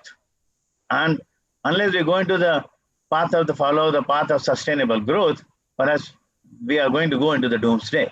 And that's what we all are trying to be looking at. Now, it is also very, it was told long time back by our great national father, Mahatma Gandhi ji, that nature has sufficient to meet the needs of everybody, but not the greeds of everybody. And that's where sometimes that we are trying to overexploit the resources, and we are only exploiting rather than giving it back and what it deserves to be given back. And so I think this is really a reminder. And if I use one or two quotes, there is a very good quote from David Suzuki, who is a world famous environmentalist from Canada. And it's rightly so that if we pollute the air, water, and soil that keep us alive and well, and destroy the biodiversity that allows natural systems to function, no amount of money will save us. And perhaps that is becoming true in this period of COVID, that we are telling that you may have any amount of money, but there's nothing, it's not going to work. So that is something that we really, another very appealing quote is by Dr. Wilson, that we should preserve every scrap of biodiversity as priceless while we learn to use it and come to understanding what it means to humanity. So that is what we are trying to be looking into, and that's what we are trying to be seeing. Now, if I become more specific to South Asia and India, because particularly when we talk about in terms of our agriculture sector and the water sector, because we know that the Indian agriculture is highly dependent on water and energy. Because presently, we have got about 250 to 300 billion cubic meter of groundwater is being extracted in South Asia, and majority of that in India. And we have over 24 million groundwater extraction structures alone in India. So one can imagine the kind of the nexus which has been created between the groundwater, energy, and food. And now, on top of that, when the climate is coming into picture, so that's again becoming another key factor, because we know that there is a climate change for real now.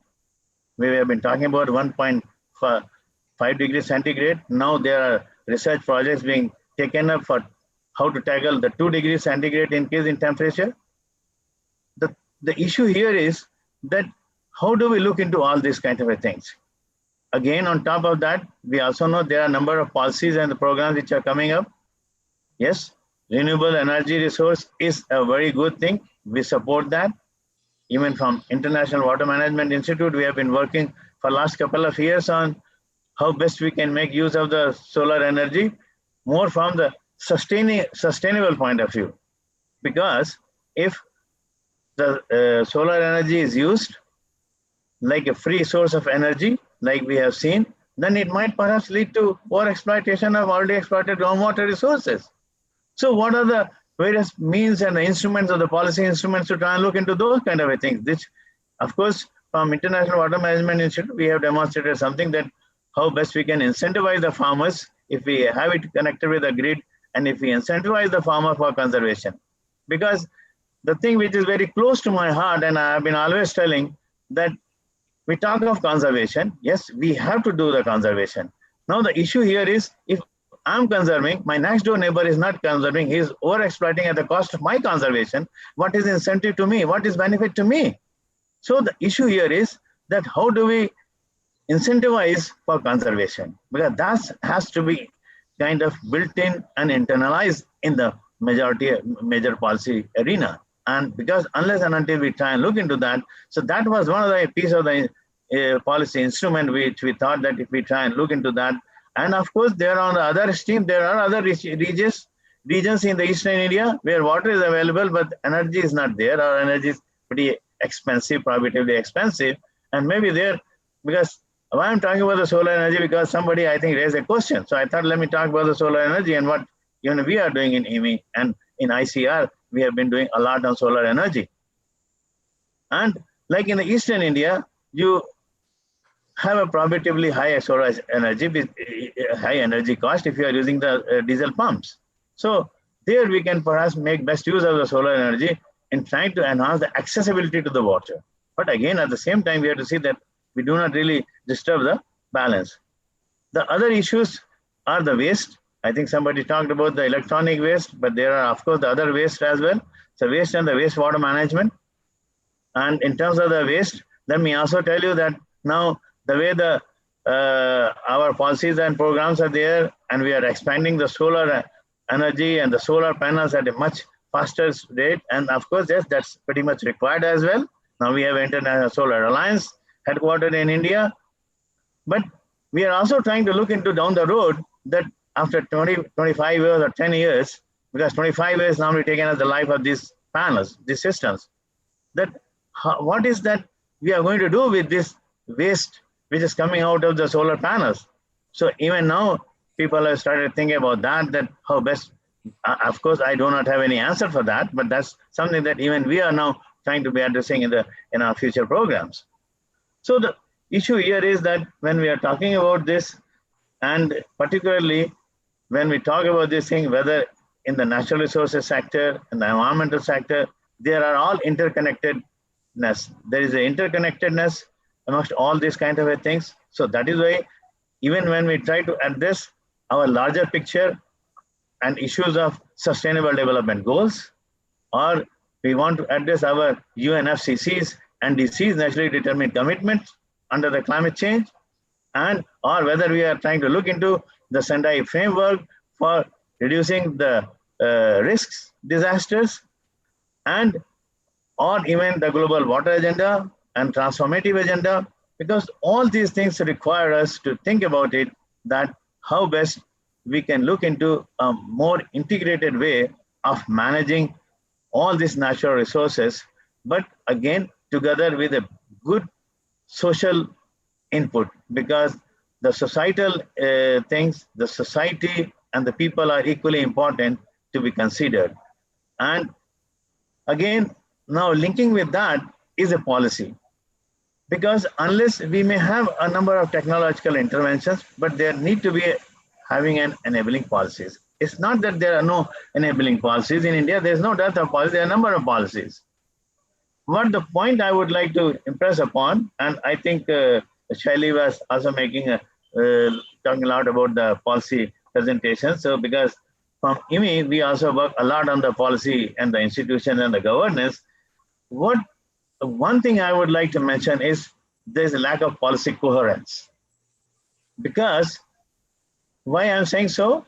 Now suppose I'll just give you an example, because there is a nexus between water, energy, food, climate. Now, if we are trying to look into the water sector, now if I have a policy dealing on water, with water, but then there is another policy which is doing something good for their sector, but it may be counterproductive for the water.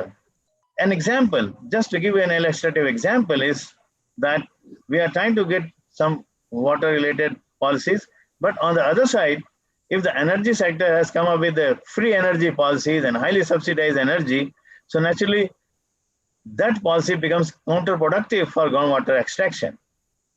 So that's just an example. And like that, there are a number of examples that which we really have to look into. So because the time is not there, otherwise I can give a number of examples, and that's where that we are trying to look into that. Unless we bring a policy coherence, perhaps we are not going to address this issue of environment and the natural resources in the way it is required to be really addressed.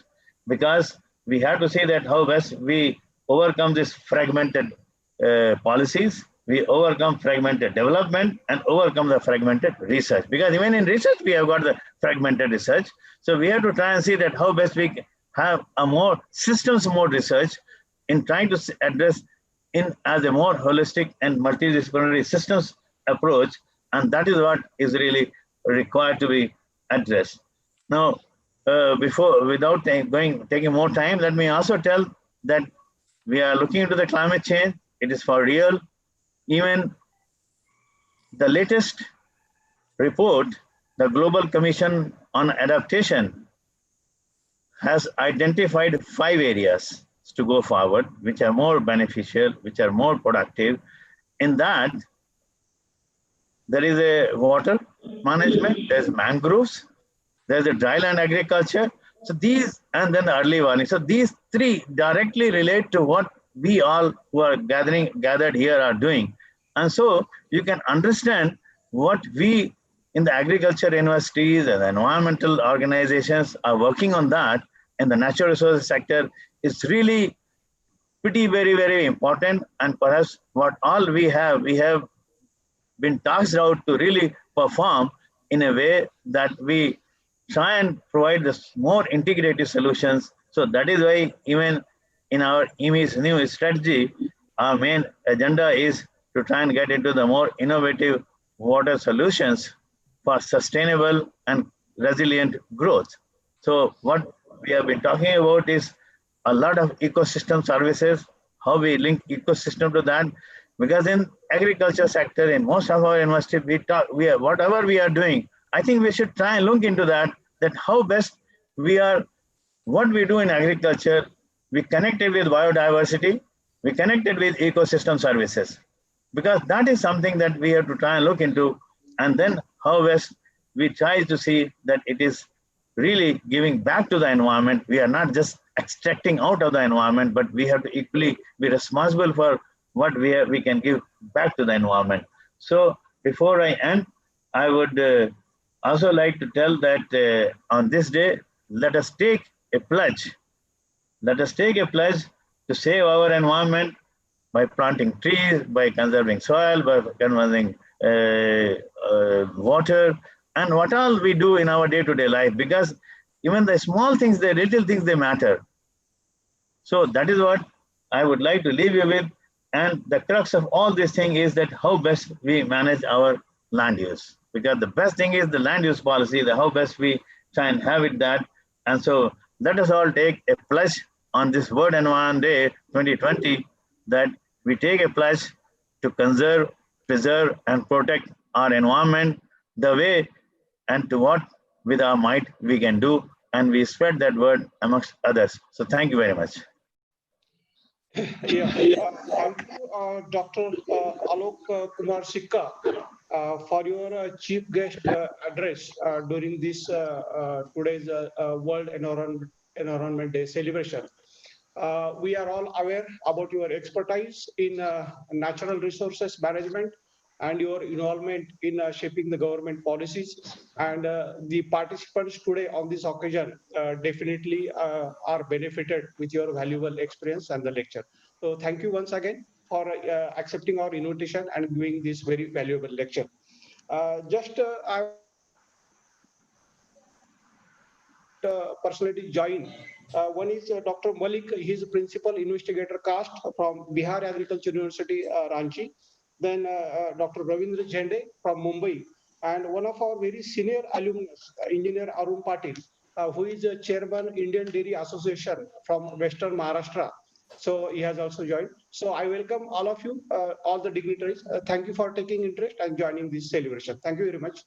Now I Please, can I be excused to leave because I have to go for another meeting now in 5 minutes. Yeah, I will just request Honorable Vice Chancellor to say hello. Okay, well, I know your responsibility, Dr. Sikkaji. You have given a good leadership in ICR, and also now you are taking responsibility of water in the international level. And I know your expertise and your time is very valuable. And thanks for joining and guiding all our participants on this World Environment Day. I wish you please take care of yourself and your family members. Thank you very much for joining. So thank you. And I think I enjoyed working with the university. You know that the SINA command, and that really has been appreciated, and we'll continue working with your university. Thank you. Thank you very much. Okay, I'm sorry that I have to leave for another meeting. Okay, thank you very much. Okay, Dr. Deshmukh. Okay, thank you, sir. I would like to request Chairman of today's program, respected Dr. K.P. Vishwanatha, sir, Honorable Vice Chancellor Mahatma Phule Krishi Vidyapith Rahuri, to offer the presidential address. Okay, Dr. Sikkaji, who just now, because of his urgency, he left the program, and both the speakers, Madam Indira Prakash and Shaili Kedia from ICR and TERI, and both our directors, Dr. Gadak and Dr. Sharad, Dr. Parande, and CAST team headed by Dr. Gorantiwar, Dr. Shinde, and all other CAST members, and all colleagues from my university, MPKV, and also friends who joined this one, Dr. Arun Patil. I am seeing Dr. Suresh Patil from Gulbarga. I think many of the people from different parts of the country. And once again, wish you all a happy World Environment Day today. And friends, this, the history, this started in 1974, though it was first, which was in 72, but the World Environment Day started in 74. And every year there is a theme, and each one or two countries participate, and almost 143 countries are celebrating this. And India also hosted this in 2018, last 2 years back. And that time, the theme was beat plastic pollution. I think before that theme, our MPKV has taken initiative of making a plastic-free campuses of all this one from 2016 itself. So we are all aware the importance of environment and also the plastic-free environment. Unfortunately, we are not taking any tree planting today, but we take tree planting, massive tree planting on the Krishi Din, usually on July 1st. That was that we do that. We don't know about this year what will be this one, and we are getting a good this one. And this year's theme is biodiversity, conserve biodiversity. And the two countries which have hosted, Colombia and Germany, joined together. And as an agricultural scientist, we all know the importance of biodiversity. And participants were asking some questions to the speakers. Can we do go without without pesticides and this one See, my request, we have been discussing, we are talking, telling, we should act responsibly, number one. That means we, as an agricultural scientist, as a farmer, we should tell the farmers, today, at present, we know because of green revolution, because of fertilizer, pesticide, we could achieve our green revolution. Now we are producing almost 295, 300 million tons of food grains and more than 300 million tons of fruits and vegetables and whatnot. Everything we are producing enough. But now we are facing the problem of surplus. That is the handling the surplus. And first of all, we should think back how our lands, our villages, our things before Green Revolution. Because I remember during our school days, when we were going to school, we used to walk almost 4 to 5 kilometers every day. We used to drink water on the stream that was going on in this one. And can we do that today? Within 40, 45, 50 years, what is the difference? You can't afford to drink water safely outside. So who is responsible for this? I think Madam has told very nicely, development in terms of development, products producing more. We have added 100 crore to this country population. We were just 33 crore. Now we are 133 plus crore. We have added in 73 years almost more than 100 crores. And we are producing also more. But should we not act responsibly? What my request is, let us tell our farmers, don't apply fertilizer without testing your soil. It costs much. It doesn't cost much. You need to first test your soil. Whenever we fall sick, we go to a doctor and we ask what is the deficiency. If it is iron deficiency, if it is calcium deficiency, or what is there, we are going to take. See, we should treat our crops like that. That is, only when there is a need, you apply judicially, that too in what form. And better go for organic way of manuring. See, there are so many ways of substituting the fertilizers. But people are telling, we don't have animals, but don't we have biomass? That we have been proving in our university campus. We are producing thousands of tons of biomass, and why don't you convert that? And why don't you educate the farmers? Now it is time to act responsibly, because time is almost, we had fixed up to 11:50. Now we are almost touching noon. I think we have at 1 o'clock, there is one more program is going on. I have to join there. But let us, my appeal to all the participants, when we started around 350 participants were there. Now I am seeing only 200 participants. If I continue some time more, I think there will not be any people left out. I don't want to bore you. My appeal to you is, let us not stick only to 5th June itself. As Dr. Sika called, let us behave responsibility. Let us, each activity of ours should be responsible. What the action which I am going to take, what is the effect on the environment? What is the effect on global warming?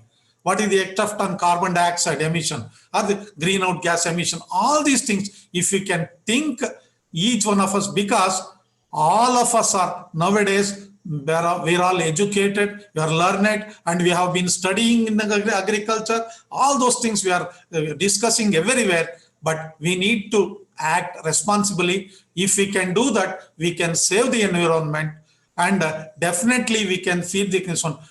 We don't need almost this one, because if we can save the wastage of food grains, fruits, vegetable, milk, everything that is going that itself is enough for us to this one. But we need to focus on this. We need to focus on many of the other things than just producing, increase the production, development. And see, development means Maharashtra means not only Mumbai. Maharashtra means not Pune. There is a huge area. We need to have a balanced development, balanced urbanization, and balanced, and also we need to take the sensible action at every stage. So I wish let us act sensibly to save the environment. Then only it is possible. No point in discussing this one. It is necessary. There is a saying, how we got this planet from our ancestors. We need to give this safe planet to our future generation. That is our responsibility. Let us see what was the soil carbon, organic carbon content in the soil before Green Revolution, and what is the soil carbon of today. And let us get it back before we complete our generation. We should hand over back the next generation the soil carbon or the soil with at least 1%. If we can make pledge of this, so the global warming can be solved, many things. But unfortunately, we are very much running behind. Everybody wants easy life, consumerism, and excess. Everybody wants more than one. Everybody wants more than 2-3 cars, more than 2-3 mobiles, and everything. Yeah, if you can think, if you can use your common sense in using this one sensibly, definitely we can save the environment. Apply your common sense, definitely we can save the environment. Thanks, Dr. Arun Patil and all the seniors, Dr. Suresh Patil, for joining this program. I once again wish you all, and let us not restrict to this day, this whole year, this whole rainy season. We will plant the trees. We will protect the trees. We will take the one, we will ban the plastic, or you can say reduce the plastic, recycle the plastic, and also we shall ban the burning of anything in the open, in the public place, and we shall see that we shall keep our environment safe and cool, and we shall follow all the good agricultural practices. Wherever possible, we will follow the conservation agriculture, we will follow organic farming, and only if it is necessary, if there is a deficiency of nutrient, we will go for fertilizers, and only if there is the economic level of pesticide, we will go for pesticide usage. That way, we should have a balanced agriculture. Then only we can give, we need to show that first in our university, in our research stations, and also tell the farmers to follow this. With these words, once again, I wish you all a happy Environment Day. Let us celebrate not only this day, whole of this year. Thank you very much.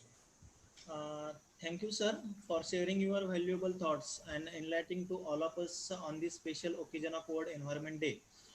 So once again, thank you very much, sir. Now, I would like to request Dr. S.R. Gadak, sir, Director of Research and Director of Extension Education, Mahatma Phule Krishi Vidyapith Rahuri, to propose vote of thanks. Good morning, everybody. Today, the 5th June 2020 is a World Environmental Day. We are celebrating the World Environmental Day during this lockdown situation, and therefore this event has a special significance. On this occasion, it is my proud privilege to propose heartily vote of thanks to all those who have tried hard to make this event a grand success. And on these occasions, I am especially thankful to Dr. Alok Kumar Sikka, representative and principal researcher in International Water Management Institute, New Delhi, who accepted our invitation and as the chief guest on this occasion. And we are very thankful to you, sir, for the valuable guidance during this occasion. I also very thankful to the Honorable Vice Chancellor, Dr. K.P. Vishwanatha, as the chair of this occasion, and he is always inspiring force and guiding force behind us for the organization of this such type of event. In this World Environmental Day, sir, in this year we are first time in our history we are organizing here this World Environmental Day, and that's why the credit goes to the user. Thank you for the guidance and presence and in this occasion. Thanks to the keynote speaker, Ms. Indira Prakash, environmental safeguard specialist, ICR Naib, New Delhi, and Ms. Shaila Kedia, research fellow, the Energy and Resource Institute, New Delhi, who has given the very valuable lecture and guidance on this different aspects. And Ms. Kedia has given the very valuable information about the Atmanirbhar Bharat. For Atmanirbhar Bharat, government of India has announced 20 lakh crores rupees for this situation, and she has given the very good lecture on that aspects. Thanks to both the speaker, and thanks to the my colleagues, Dr. Ashokji Fernandez, Dean Faculty of Agriculture, who has participated in this program, and also thanks to the convener, Dr. Gorantiwar, co-convener, Dr. M.G. Shinde, the organizing secretary, Dr. P.L. Kulwal, and his supporter, program coordinator, Dr. Kanade and Dr. Deshmukh, who has taken the efforts for the success organization of this program, and for successfully they organized. I congratulate to them also, and thanks to all the participants who has participated in this program for the World Environmental Day 2020. Thanks to all of them for this participation. Thank you very much. Thank you, sir. Sir, can we close the program? Yeah, if sir, one more thing, as you have mentioned, sir, for tree plantation in this year, we have planned in 7 July. Every year we have been planning. We are planting the tree plantation on 7 July, and now up to this date, we have planted 2.77 lakh plantation we have made. Out of this, 75% are survival. And in this year, we are thinking about that. We are making the gap filling of this 25%, and that's what it will happen in this our university. Very good, very good. Yeah, Honorable Vice Chancellor, sir.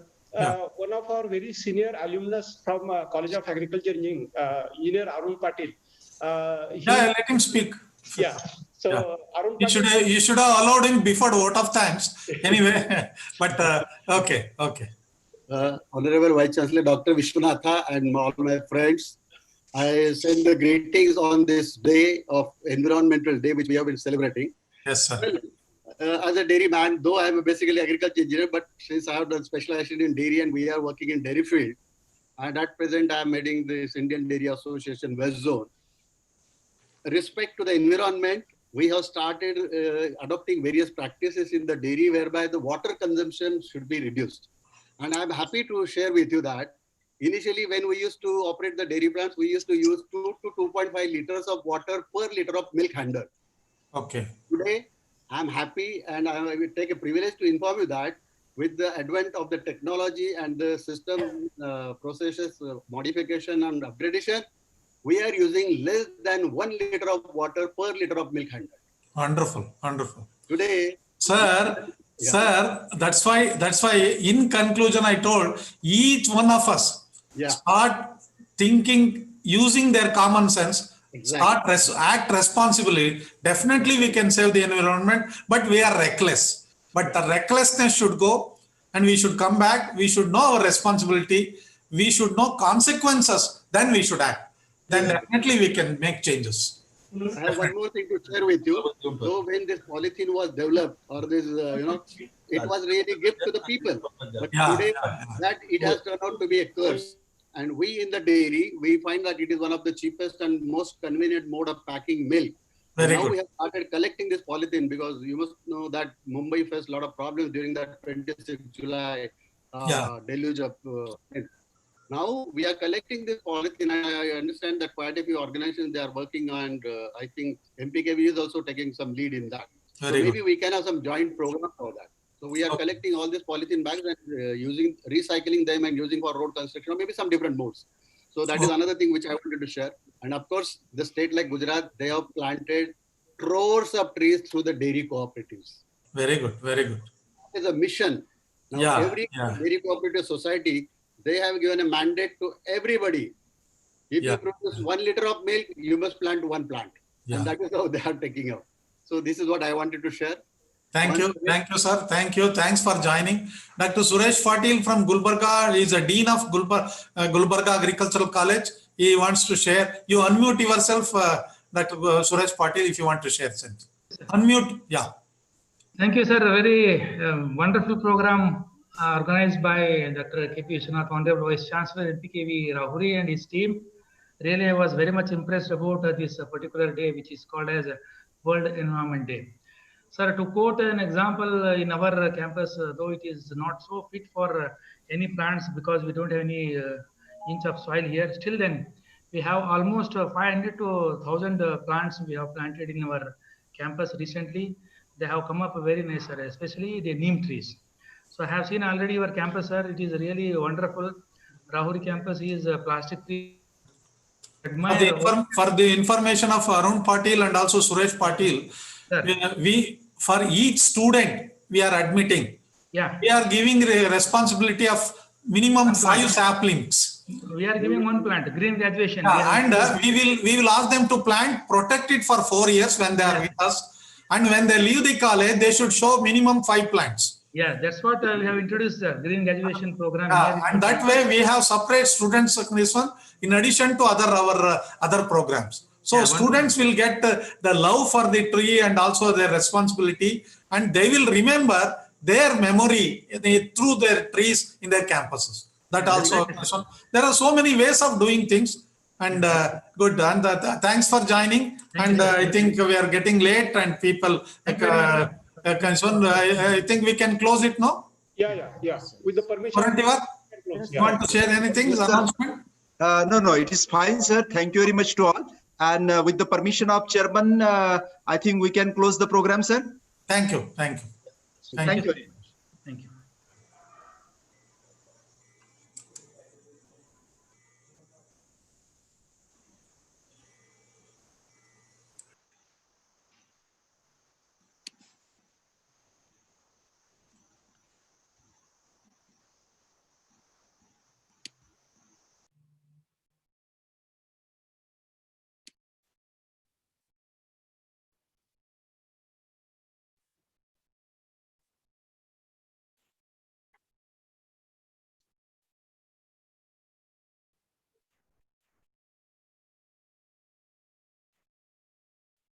करून टाका बंद.